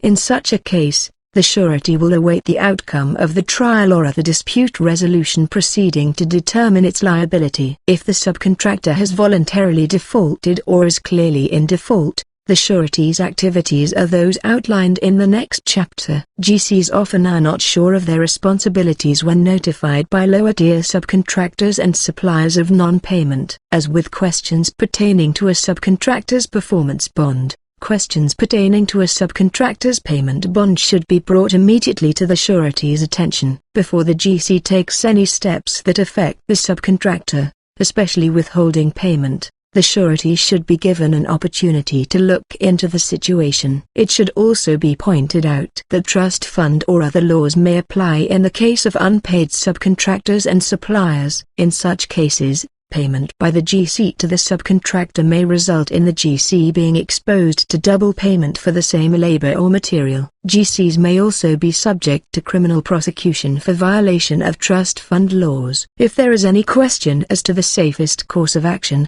the GC should seek legal counsel. Remember, a GC ordinarily looks only to the performance bond for problems related to the subcontractor's performance of the subcontract, whether the problem is with the actual work or non-payment of bills. Therefore, a surety's handling of a claim by the GC should follow the steps outlined above regardless of the type of problem caused by the subcontractor. Chapter 5, Bond Claims. We have discussed the function of the surety and the roles of all those associated with a construction project. The other side should be examined as well. What happens when a claim is filed against the bond? The surety's obligation. There are 4 items that define a surety's obligation: the bond itself, the underlying construction contract, any applicable statutes, and the legal precedent interpreting the first 3. On public work, statutes generally define who may make a claim under a payment bond, what labor and material is covered by the bond, the notice that must be given to a surety of an impending claim, and the time frame in which suit against a surety may be brought. Any claim made against a surety which does not comply with statutory requirements will likely result in a denial of the claim by the surety, which will be upheld in court. These statutes are designed to protect the surety and the contractor from remote creditors on a job, that is, third-tier and lower suppliers who might supply the bolt that goes into the housing that goes into the motor that goes into the heater that is sold to the VAC subcontractor. Sureties and contractors will argue vehemently over any effort to extend payment bond protection beyond subcontractors, their subcontractors, and material suppliers that have direct contracts with either. The GC lacks knowledge of the identity of remote subcontractors and suppliers, and it is difficult to ensure that subcontractors and suppliers of all tiers are being paid during the life of the project. Generally speaking, the bond and the contract govern the parameters under which and by whom claims can be made against bonds on private work. Here, case law precedent rather than statute often governs a surety's response to a claim. Keep in mind that the surety guarantees exactly what the contractor agrees to do. Also, every contract bond has behind it at least an application or general indemnity agreement signed by the contractant firm's principal. This agreement calls for the principal and any other indemnitors to hold the surety harmless from any loss, cost or expense arising out of the execution of the bonds. In other words, a claim against a surety is generally only enforceable if it would have been enforceable against the principal, statute, contract, bond and precedent permitting. Furthermore, the surety will look to its principal to hold it harmless, either before or after the fact. If a questionable default is forced on a contractor, the contractor may be able to persuade the surety not to take any action until the matter has been adjudicated. The contractor can then show that it has a reasonable or arguable defense based on law or the facts. However, the contractor may not prohibit or inhibit a surety from fulfilling those of its obligations not reasonably contestable. If a contractor finds itself in such a discussion with its surety, it had better review the indemnity agreement. These agreements universally give the surety sole discretion to settle claims. This sole discretion, however, is tempered by a contractual or court-imposed requirement that the surety act in good faith. If the surety believes in good faith that the claim should be settled, it will do so over the objection of the contractor and will seek reimbursement from the contractor and the indemnitors. This is a drastic step, rarely taken, and is one of the most difficult situations a surety claims person can face. Disagreement with a solvent contractor. Principal may end a profitable relationship of many years, and is highly unpopular with surety agents and underwriters. However, situations do occur where the surety has competing obligations between its principal and an obligee, claimant, with both ready to accuse the surety of bad faith and unfair claim handling practices. If, in the good faith judgment of the surety, the safer option is to settle the claim and seek reimbursement, that is the course the surety will take, and because of the indemnity agreement, the contractor will have little in the way of defenses. If a claim is brought by an ineligible claimant, or one who does not conform to statutory, bond, or contractual requirements, the claim will generally go unsatisfied. Predictably, this causes the disgruntled claimant to doubt the validity of a bond. On the other hand, those claims brought by valid claimants, or which represent valid defaults, are generally handled in a timely and satisfactory manner. Default, voluntary and involuntary. There are generally two routes through which a case can end up in a surety's claim department. A common route is the classic default for failure to perform, or for insolvency or incompetence. The contractor, whether general or subcontractor, may not be able to perform under the contract, and the owner, general contractor, can invoke the default provisions in the contract.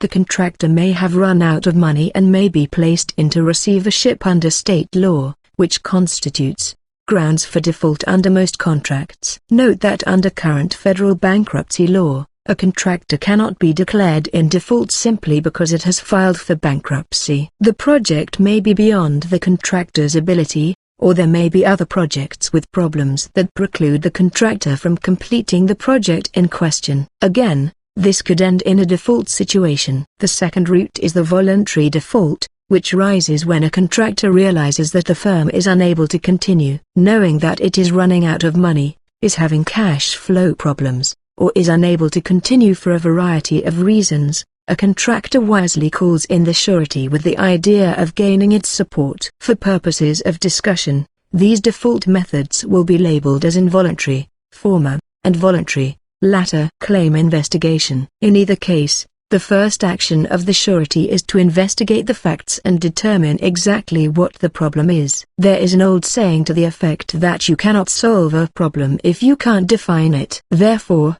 before any surety determines what action it will take, if any, it will want a full analysis of the situation. This effort obviously takes time, and the amount of time required depends on the number and nature of the construction contracts, the adequacy of the contractor's records, and the amount of cooperation the surety receives from all parties to the problem: the owner, the architect, the contractor, and the subcontractors. Failure of sureties to investigate claims and take appropriate actions may subject them to bad faith suits, which can lead to substantial punitive damage awards in certain states. The claim investigation process can take weeks or sometimes months to complete. In any event, it must be done, in spite of the fact that owners may be demanding immediately what they perceive as their due. However, the surety is entitled to look before it acts. Its actions, if based on an informed judgment, will probably be in the best interest of all parties. The contractor and indemnitors ultimately suffer if a surety needlessly expends money for which it will expect to be reimbursed at a later date. Owners suffer when a project has been constructed poorly or late, and the problem is exacerbated if a surety acts hastily and perpetuates the contractor's error. Knowing there are construction problems, the surety usually will take remedial action immediately to correct deficiencies and to reduce the possibility of post-construction litigation. In the event of a pending voluntary default, the surety will want to ascertain that there is a genuine reason for its involvement. Occasionally a contractor will actually believe that the firm is going into bankruptcy, when in fact it is having a temporary cash flow problem. In such cases the surety may conclude after its investigation that the contractor can, in fact, survive without the surety's direct involvement. That may reassure contractors, bank and creditors.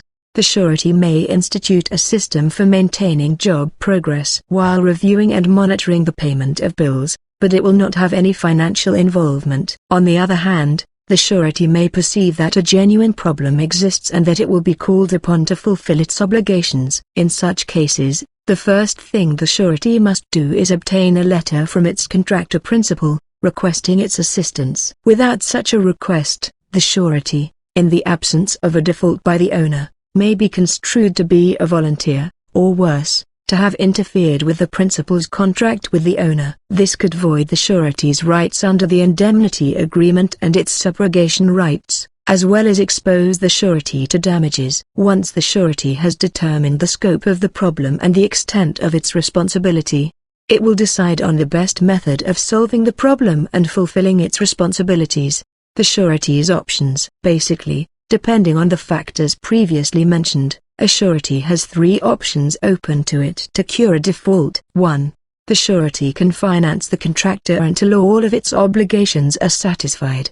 The advantage of this method is that it masks from creditors the fact that the contractor is in difficulty, thus keeping the contracting organization together and the contractor, who may be the only party other than the surety who knows of the problem, on the job. If the contractor stays involved, job continuity and momentum may be maintained and loss minimized. The disadvantage of this method is that the surety may end up expending funds in excess of its bond penalty. In addition, unless the projects are profitable, or there are significant assets outside the construction company, recovery of funds by the surety may be difficult. It can also lead to extreme pressure to continue to guarantee new work to generate profits to offset the loss. More often than not, the surety will avoid this option. 2. The surety can rebid the project to another contractor. Again, there are both advantages and disadvantages.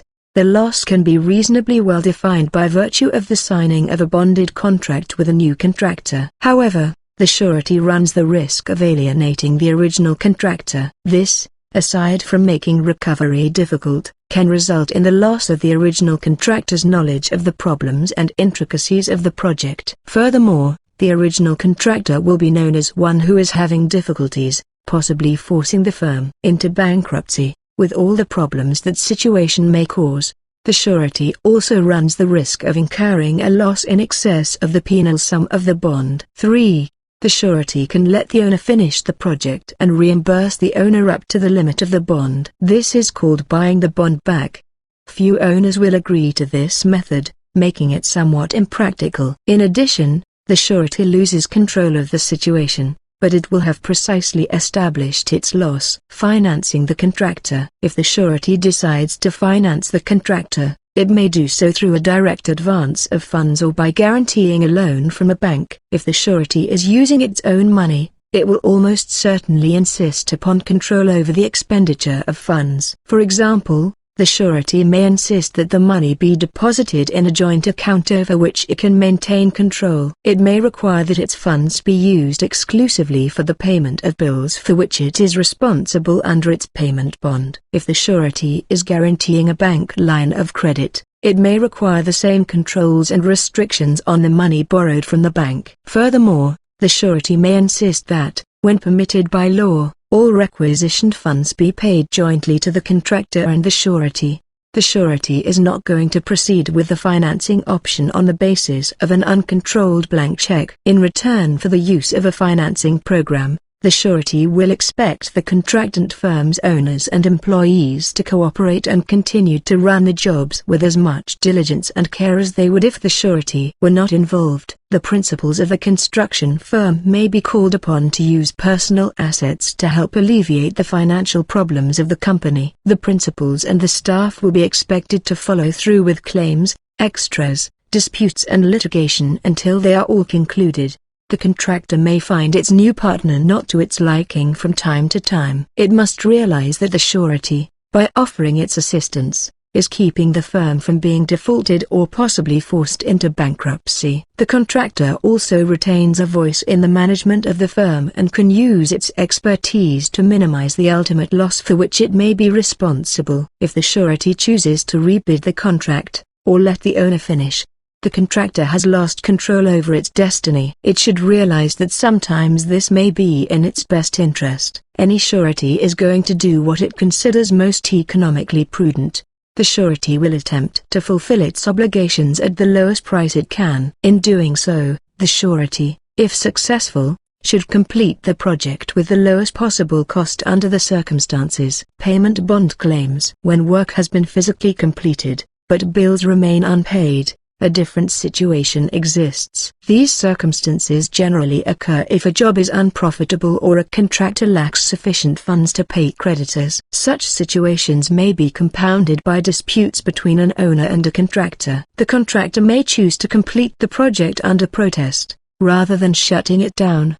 The owner may withhold payments from the contractor, creating a problem that can be solved only by arbitration or litigation. When this happens, the surety may become inundated with claims under its payment bond. Again, as in the case of claims under the performance bond, the surety must evaluate the situation to arrive at an informed judgment as to the action it will take. The first judgment the surety must reach is the reasonableness of the contractor's position. This is a difficult judgment and will have a strong bearing on its course of action, both as to the payment of the claims and the continued support of the contractor. There is no set answer to the question of what the surety will do in such cases.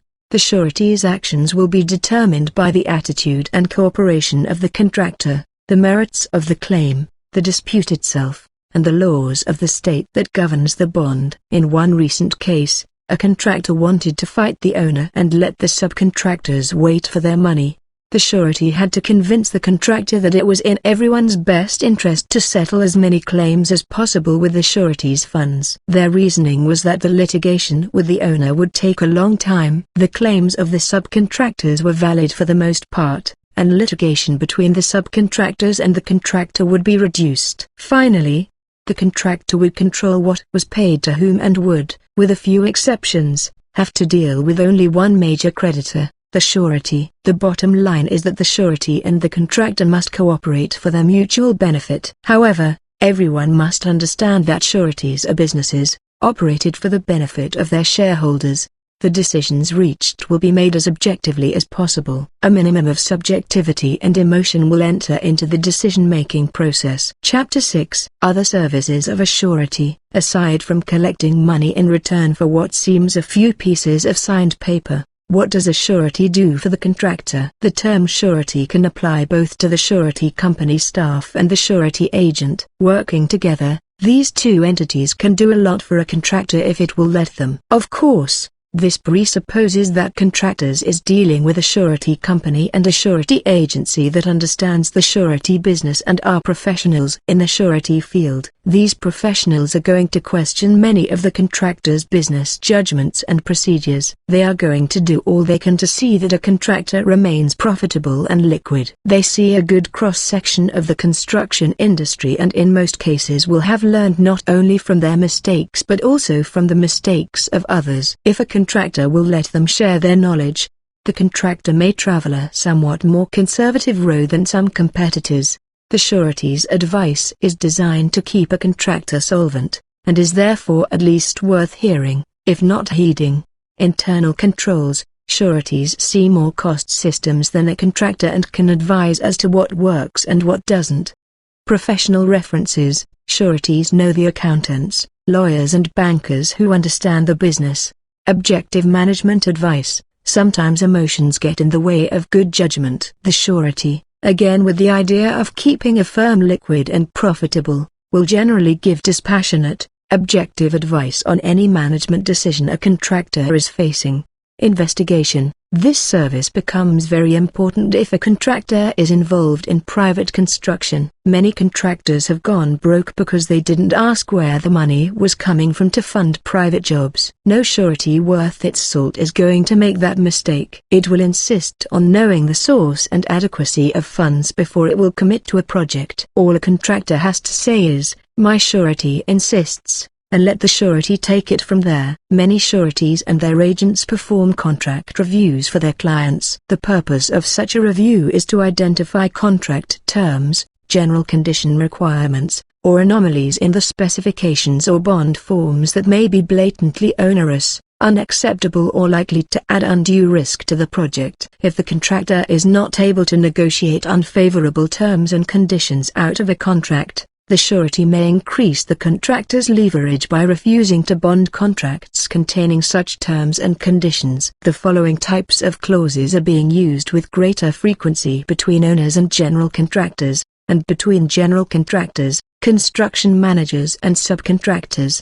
Multiple damage clauses may contain provisions for normal liquidated damages of X number of dollars per day. They may also contain provisions for the charging of actual damages, as well as consequential damages. Any or all these may arise as a result of a failure to complete a project or failure to complete it on time. In indemnity clauses, a contractor may agree to indemnify an owner for damages arising out of bodily injury claims or property damage. In addition, the contractor agrees to indemnify the owner, and anyone else associated with the project on behalf of the owner, against any damage or loss arising out of the performance of the work. No damages for delay clauses generally stipulate that the only recompense that will accrue to a contractor, if the owner delays the progress of the job, will be an extension of the time allowed for the completion of the work. Condition precedent clauses stipulate that payments to a subcontractor by a general contractor are conditioned upon payments to the general contractor by the owner. Such clauses generally state that payments will be made either if the general contractor is paid, or when the general contractor is paid. In some clauses, general contractors or subcontractors may agree, or be forced to agree, to waive their rights to lien a private job. Clauses in contracts between general contractors and subcontractors, incorporating clauses in the contract between the owner and the general contractors, may bind subcontractors to conditions or terms, of which they may be unaware, if such clauses are not shared with them. Change order clauses may require that work be done on changes dictated by the owner, without any written agreement as to the cost of the changed work.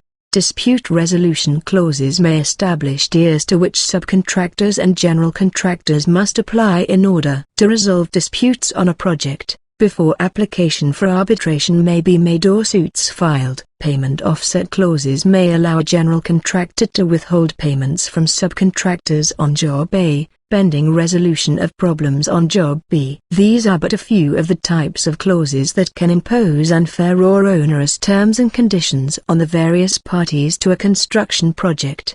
They are mentioned because they should not be ignored before a contract is signed. Any contract should be reviewed with a surety, with insurance providers, and certainly with attorneys. Clauses such as these pose risk that may turn out to be more injurious than any normal construction risk. With the emergence of numerous new sureties and the general public's concern about the solvency of financial institutions, agents should be utilized to review bonds given to their general contractor clients. This review of a surety company should include a check of the status of licenses or qualifications to do business in a given jurisdiction, a check of AM.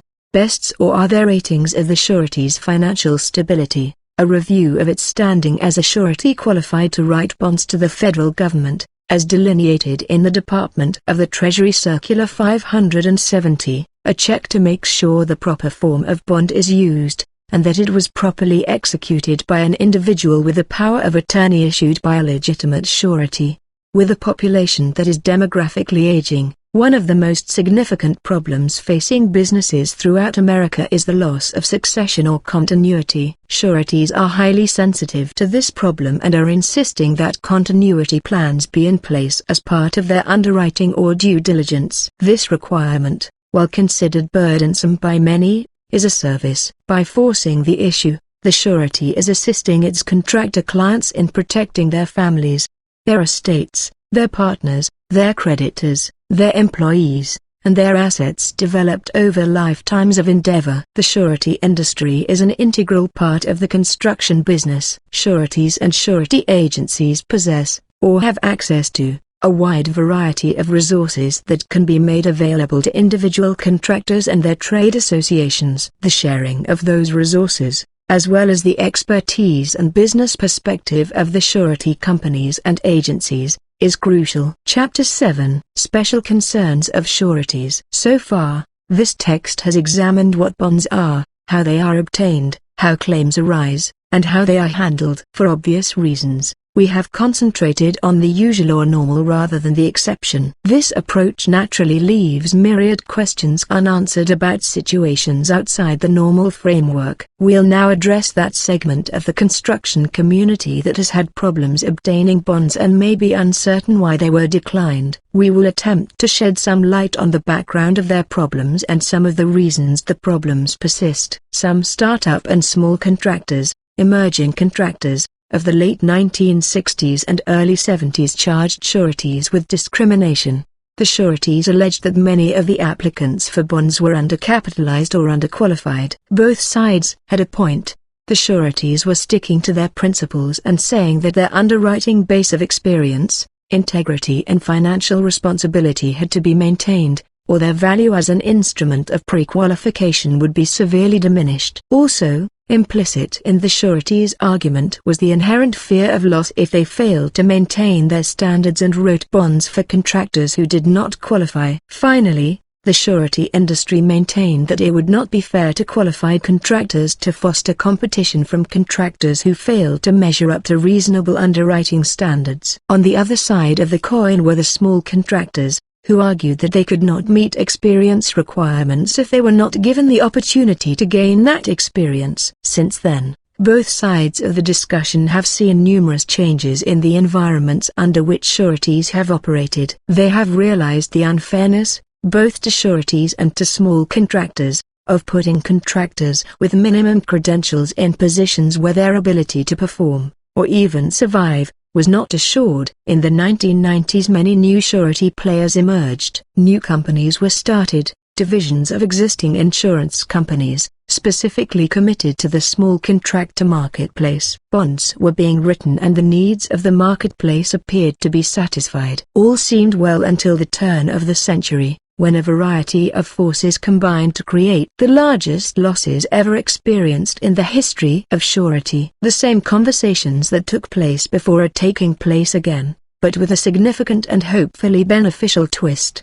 The primary problems of the small and emerging contractors arose because these contractors needed to know more about what it takes, not just to be a small contractor, but to be a bonded contractor. At the same time that these problems were acknowledged, the surety industry and the construction industry stepped up to teach these new contractors what they needed to know to become eligible for surety credit. Several states have established bond program initiatives. The heart of such programs is a solid curriculum that is administered and delivered by local professionals. It is designed to give participants what they need to know to succeed in the construction industry, including knowledge that will help them prepare to enter the surety arena. Surety Bond Guarantee Program. In 1968 the Small Business Administration, SBA, was granted the authority to issue guarantees to surety companies whereby the SBA would reimburse a surety for losses up to 90% on any bond written, up to certain stated limits. There were size standards established which governed a contractor's eligibility for the program, and a fee schedule was promulgated. Today this program is available for use by eligible small contractors regardless of race, age or sex. In the mid-1980s, the surety availability for small contractors once again constricted. This time the government stepped in with an effort to expand the Small Business Administration's Surety Bond Guarantee, SBG, program. The key to this initiative was to reduce the existing program's volume of paperwork on duplicative underwriting, making the program more attractive to the major sureties who had become disillusioned with it. In 1990, Congress passed what is now known as the Preferred Surety Bond Guarantee, PSBG, program. Under this innovative program, sureties that possess adequate qualifications can treat the government as the equivalent of a treaty reinsurer, which means that the surety does not have to share decision-making with the SBA and can obligate the government to a guarantee of its loss merely by notifying it of the fact that it has written the bond. It is hoped that the major surety companies will be enticed into participation by the preferred program's lower costs and minimal red tape. The original SBG program, coupled with the preferred program, will help small and emerging contractors to get their foot in the door of the construction business. In early 2009, The government again altered the terms of the program by increasing the guarantee amount from $2 million to $5 million, and in some cases up to $10 million. As our economy develops or constricts, there are constant discussions on how to better the SBA program. The above examples indicate that this program will continue to develop, with a focus on assisting the small and emerging contractors. The SBA has guaranteed billions of dollars of contracts and has absorbed millions of dollars in loss that otherwise would have been borne solely by sureties. Those losses would have drained capital from sureties and ultimately would have resulted in a serious diminution of surety markets. This in turn would have restricted competition among sureties and been a negative factor in the construction marketplace. This private-public partnership between the federal government and the surety industry has worked well. However, it has not completely blunted charges from the small, women-owned, minority-owned or disadvantaged segments of the construction community, that bonding companies block access to the opportunities presented by the expenditure of government construction dollars. That criticism won't disappear until all parties realize that qualification and assurance of performance and payment are what the government wants the surety to do, or rather requires the surety to do. The other factor in reducing political attempts to find alternatives to surety, or to somehow find ways around it, is the perception of fairness. Fairness will be perceived if all contractors applying for bonds are treated honestly in the sense that their qualifications are fully reviewed in a spirit, not of finding what is wrong, but rather looking for what is right. For that to happen, any contractor denied surety must also be informed as to what the firm's weaknesses are and what must be done to turn the weaknesses into strengths. As changes take place in Washington, the SBA surety bond program will continue to evolve, but with the support of the surety industry it will continue to provide capacity and underwriting support for small contractors. The subcontractor. We discussed in a prior section the prudence of bonding subcontractors. There are many who feel that sureties do not want to bond subcontractors. This may be true of a few major sureties, but is not the case as a general rule. There are more than 500 companies issuing surety bonds in the US and Canada. There are obviously not enough general contractors around to support all of these companies.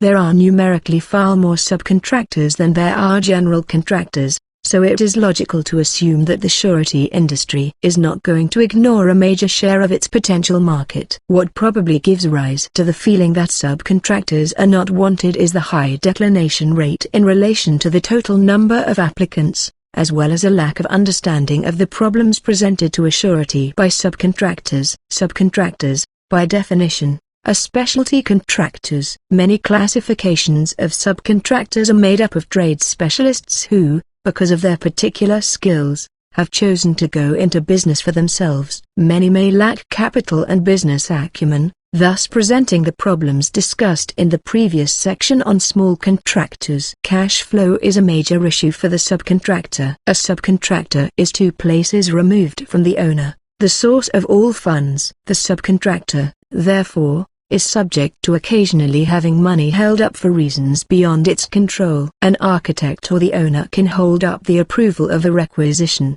resulting in a slowdown of funds. Similarly, the general contractor can hold back money for a variety of reasons. Any slowdown of money can have a detrimental impact on the subcontractor's ability to operate, because so many subcontractors are tradespeople. They are labor-intensive and must meet a payroll every week regardless of the circumstances. Failure to meet the payroll will result in employees not showing up for work, stoppages and myriad other problems. Labor in this situation is the key to profit, and therefore productivity must be maintained at the level contemplated in the original job estimate. This means that the surety will probably expect to see a more liquid condition from a labor-intensive subcontractor than they would from one who has subs or who can demonstrate that the bulk of its costs are for equipment or materials. In the latter case, cash flow is not as critical, because payment arrangements can generally be worked out in advance with suppliers and tailored to individual job payment schedules. Scheduling of work is important to all contractors, but is particularly important to the subcontractors whose work begins in the middle to late stages of a project. The subcontractor can often be bidding work 2 years in advance of its scheduled commencement. This presents two problems to a surety. The first problem is price adequacy. The question is, has the subcontractor considered all reasonable contingencies, such as labor increases, inflation, and material price increases in its cost estimate? The second problem is backlog. The subcontractor wants to keep its backlog as high as it can for as far into the future as it can. This puts the subcontractor and the surety into direct conflict, because the surety will be reluctant to extend guarantees too far into the future in amounts in excess of the aggregate limit of credit it wants to extend. Time itself represents a risk, as adverse events can occur over time. Most subcontractors would obviously prefer to avoid being asked to provide bonds. But, if they are not bonded, and the general contractor seeks to impose controls on the subcontractor for the protection of the general contractor, the subcontractor can find itself disadvantaged to a significant degree by these controls. A general contractor may decide to retain a higher percentage of the contract price than is being withheld by the owner. The general contractor may slow down payment of requisition money, if it senses a problem. The general contractor, finally, may be quicker to default a subcontractor who is unbonded than one who is. The object of this is not to scare anyone, but to point out potential problems, so that if they are recognized, they can be addressed and solved. The developers, particularly those who want to act as their own general contractor, are a major problem for sureties, just as are contractors who wish to become developers. The first problem is the major one of risk. There is substantially less risk involved in being a hired contractor building something for a fixed price, using plans prepared by someone else who is responsible for financing, construction and the overall economics of the projects. Sureties contend that developers have historically been poor credit risks. Many people dispute this, pointing to the number of FHA and State Housing Finance Agency projects that were bonded and completed with few problems. The point has become almost moot because of the reluctance of most sureties to bond developers and their projects. But, as it is our purpose here to explain bonding, we'll try to explain the dichotomy that exists between developers and sureties. A developer is generally a fairly sophisticated real estate entrepreneur with good instincts regarding land acquisition and an eye for what type of project will work in what area. The developer has enough savvy to put figures together in such a way as to prove economic viability and attract financing for construction and long-term mortgaging. Given these qualities, one might assume that a developer would be an attractive risk for a surety. However, this is not the case. Developers becoming contractors. The first stumbling block usually lies in the lack of construction experience. The developer wants to build its own project to keep costs down, but the surety is left with doubts as to whether the developer can actually complete the construction. Added to this basic question are the ancillary questions regarding a developer's ability to accurately estimate the job and forecast construction costs. Another major problem is rooted in a mutual misunderstanding. Developers usually do not fully understand the true function of a bond, and therefore are ill-prepared to apply for one. On the other hand, the surety industry, by and large, does not understand the development business. Surety underwriters are accustomed to looking at contractors with good liquid financial positions. They are not trained to cope with people who deal in land values, equities, leverage, cash flow and debt service. The result is that developers and sureties do not always communicate on the same level.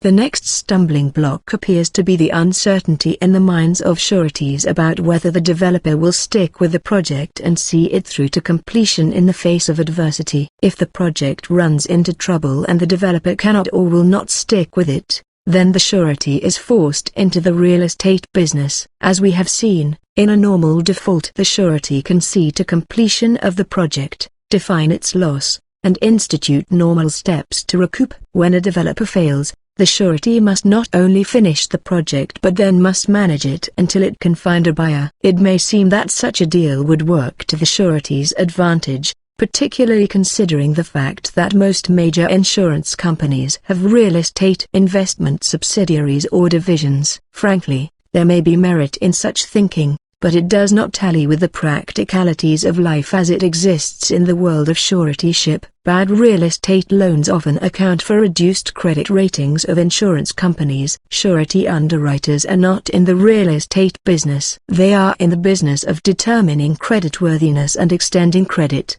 and if the question "what happens if?"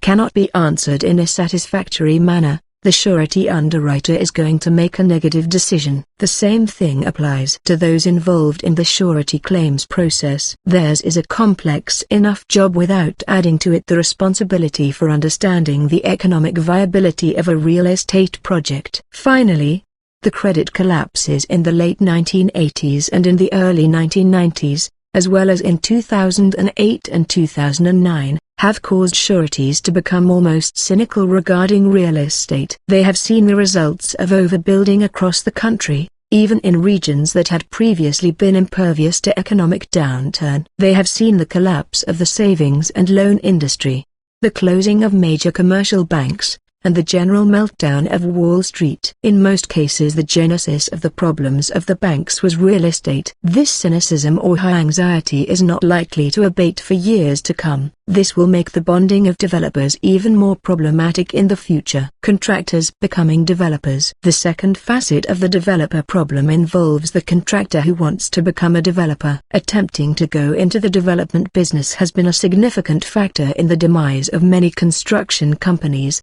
The contractor knows how to estimate and how to build. It may even be able to attract financing. But what some contractors lack is that practical eye of the developer, which sees what will work and what will not. The contractor may build housing where office space is called for, or may put a nursing home where a shopping center should go. When the project gets into trouble, it may well take construction company money to bail it out, thereby compounding the problem by stripping the primary source of income of its operating capital. If a contractor has significant net worth and the development is of modest proportions, and if the contractor can prove all the bases are covered, then the contractor's surety may entertain the project. Otherwise they will probably decline and tell the contractor that it would be better off sticking to its own trade, particularly in light of the credit problems mentioned above. Hazardous waste remediation projects. The newest problem on the agenda of sureties and their contractor clients is the bonding of any environmentally sensitive work. Concern about protecting human health and the environment has presented contractors with opportunities to clean up toxic waste, wherever found. With the new emphasis on removing carcinogens and toxicity from our buildings, aquifers, and the ground, there has come societal concern, as well as regulation, that has led to billions of dollars being spent on these activities. For some of these cleanup projects, technology to perform the tasks had to be developed. For others, adequate capacity to design and engineer the work had to be found. In yet other facets, issues of worker safety had to be addressed. Yet, all of these obstacles paled when compared to the fundamental question of who would bear the responsibility to the public for any injuries sustained as a result of any of these activities. As surety companies were asked to provide bonds on these types of work, they very quickly realized something. If a contractor assumes responsibility for such protection, it will become the responsibility of the surety. This relates back to the risk transfer versus risk sharing discussion. Contractors as well as their sureties realized that the tort system made them highly vulnerable to lawsuits. This was especially the case in light of asbestosis caused by asbestos abatement,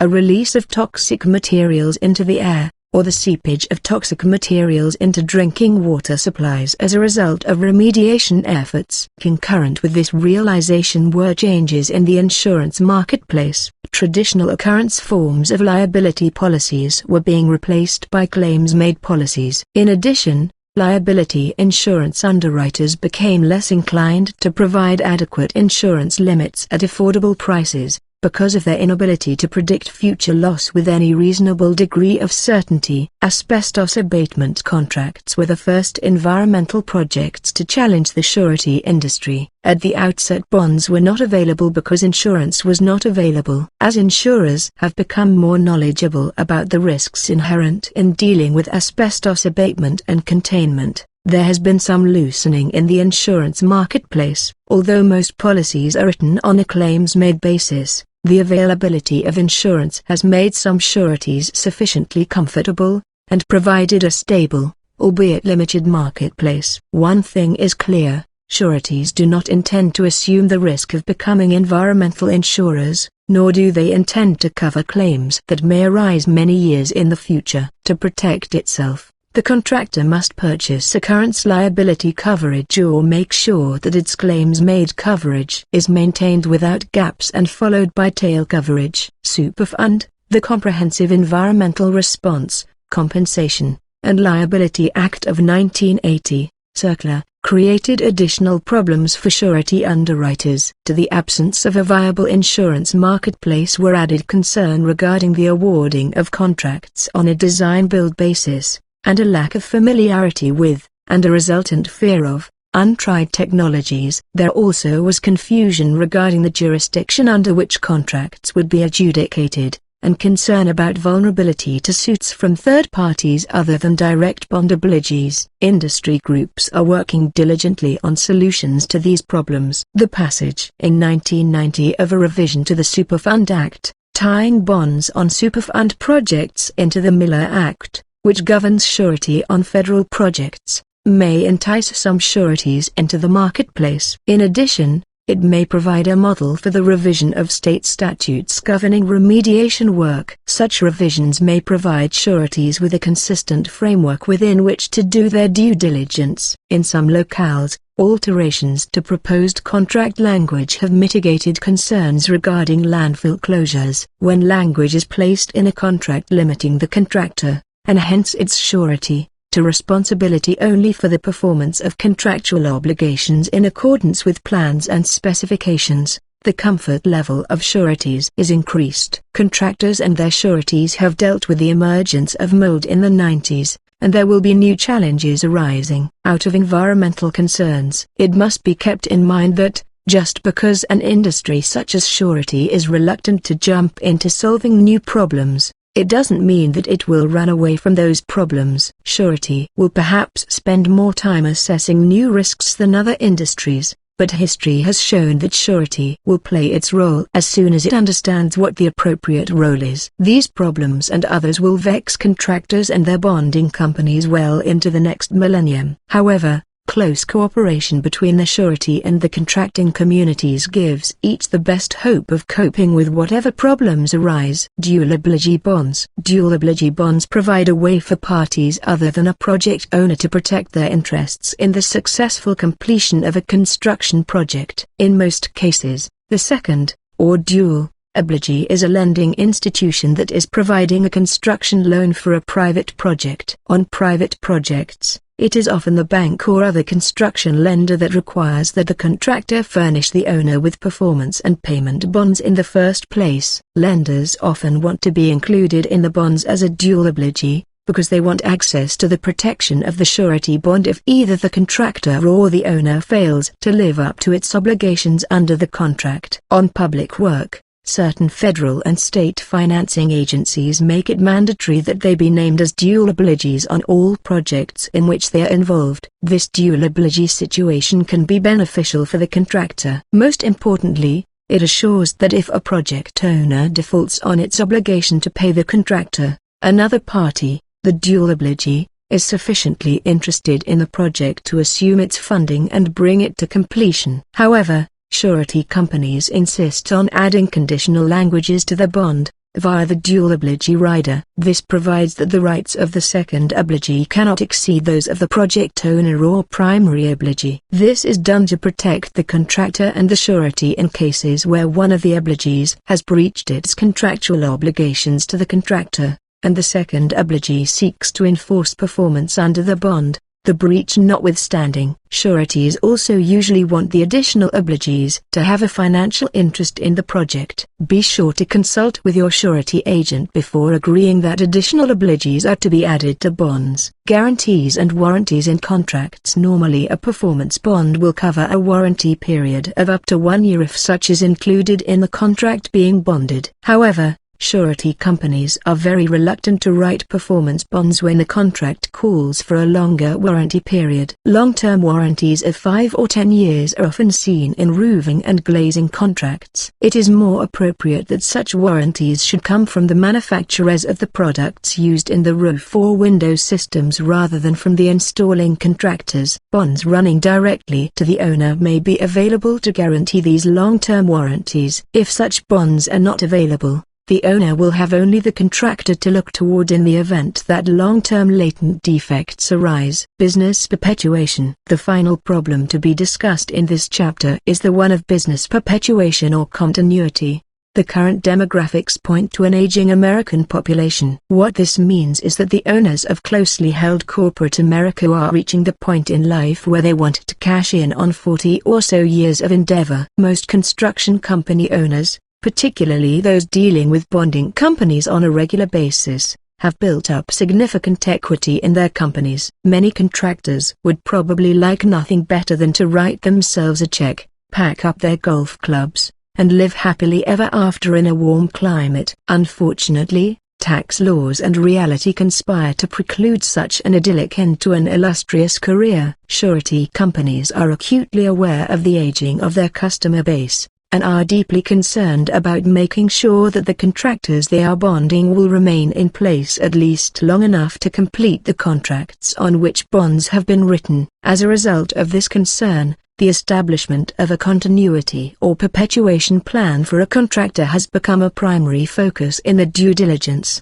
underwriting process. Because 2 of the 3 C's of credit, namely character and capability, are essentially subjective and based on people, it is logical that a surety will be keenly interested in who will succeed to the ownership of its principal. To some contractors this interest seems an unwarranted intrusion, and it may be construed as forcing a decision prematurely. In some cases that may be true, but coming to grips with the eventuality of retirement and mortality is essential to any sound business planning. It is also only fair that a contractor plan adequately for the future of the individual's family. So, in essence, by forcing the issue, the surety is causing the contractor to look at estate planning before all options have been foreclosed. If their exercise is done properly, with individual estate planning being the primary focus, contractors can anticipate and deal with tax considerations, as well as with the continuity of the business and the proper funding of its perpetuation or orderly dissolution, whichever is appropriate. Chapter 8. Popular misconceptions. Given that the purpose of this brief treatise on surety is to provide a guide to the basics of bonds, we should conclude by challenging some common misconceptions. Letters of credit.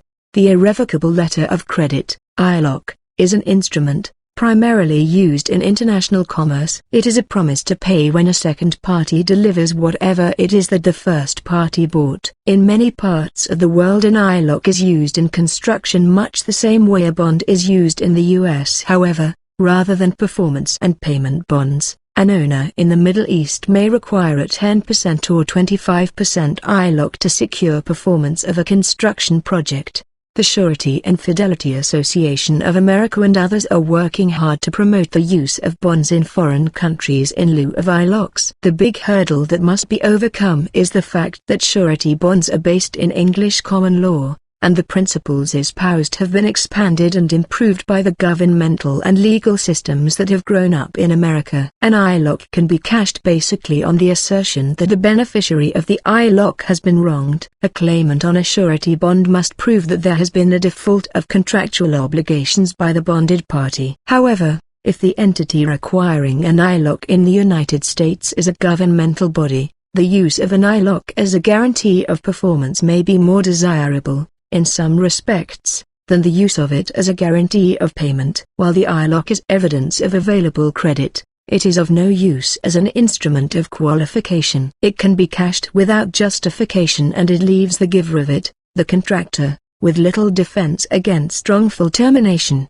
The proceeds of the letter may be dedicated to completion of the project, but could well be inadequate to satisfy the needs of unpaid subcontractors, laborers and suppliers. As subcontractors and suppliers cannot lien public property, they may remain unpaid, or with recourse only to an insolvent contractor. That is not sound public policy, because it serves the governmental entity to the potential detriment of all other parties to the contract, most of them taxpayers. An ILOC in lieu of a bond on private construction at least does not impair a contractor's lien rights in the hands of a callous owner or lender. It is tremendous leverage against a contractor, because it can be used as a club to coerce the contractor into giving up some of its rights in the prosecution or resolution of disputes. Finally, surety companies have used ILOCs as a method of collateralizing different obligations, such as release of lien bonds or certain court bonds. Some companies also use them to secure credit of contractor clients,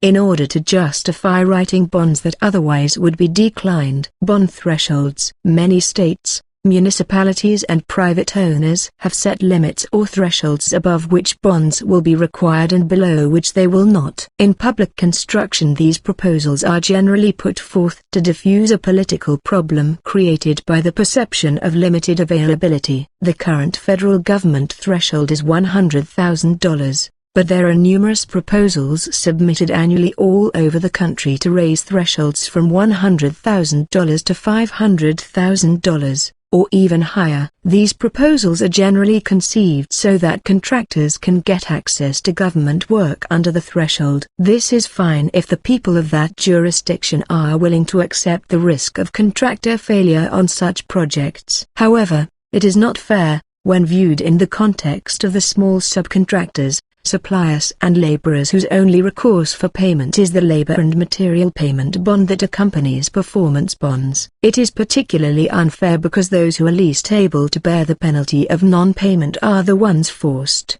in the absence of a bond, to accept the consequences of not being paid. The 10% case. Anyone dealing with older books on surety will probably find Section Z explaining that a bonding program granted by a surety is the equivalent of 10 times working capital. That may well have been true at one time, when surety underwriters held to the theory that contractors usually earn 10% gross profits but were faced with a 10% retainage. Therefore, if a job were to be adequately financed, the contractor should have enough money to afford the retainage that was in essence its profit. This is an oversimplification, but there still are people who subscribe to the 10% theory. Today there is no 10% rule. Contractors' retainages vary, as do their gross profits. In addition, economic cycles come and go with greater rapidity than they did 25 years ago, hence greater caution must be exercised when trying to prognosticate. Finally, the surety industry, like the construction industry, has become more sophisticated, in that it understands the inner workings of a construction organization much better than it did in the past. It has a better appreciation for the meaning of cash flow, particularly as it applies to the contractor that subcontracts versus the labor-intensive contractor. As a result of this enhanced awareness of the things a contractor already knows, the surety industry is better equipped to evaluate the overall risks associated with projects. Surety underwriters are human, and therefore subject to error, but the ability of an underwriter to make a truly informed judgment rather than a mechanical one is very much to the overall benefit of the construction industry, particularly its better members. Today, because there is no 10% rule, a quality contractant firm has a better opportunity to succeed. All this assumes that external economic forces do not conspire against it. Chapter 9. The role of the professional surety bond producer. The fact that most surety companies will accept business only through independent agents and brokers, also called producers, works for everyone's benefit. The contractor has an opportunity to dress rehearse every proposal, and has the advantage of having someone available for consultation who is not necessarily thinking in terms of yes or no. Mutual confidence is generated between contractor and agent. This confidence can be turned into candid and practical suggestions and advice, which can then be translated into positive approaches to a surety in terms that the surety can understand. Put another way, the agent translates what the surety says into terms the contractor can understand, and vice versa. While most agents licensed to produce insurance business are legally permitted to handle surety as well, Relatively few agents have the training and experience necessary to fully serve a contractor's surety needs. A contractor can look for a number of factors in determining whether a particular agent is a surety professional qualified to handle a business's surety needs. An understanding of basic credit principles, familiarity with accounting and finance, with particular emphasis on the American Institute of Certified Public Accountants, AICPA, Audit Guide for Construction Accounting, an ability to analyze financial statements, work on hand schedules, and cash flow, knowledge of the surety market, the surety credit process, and underwriting standards.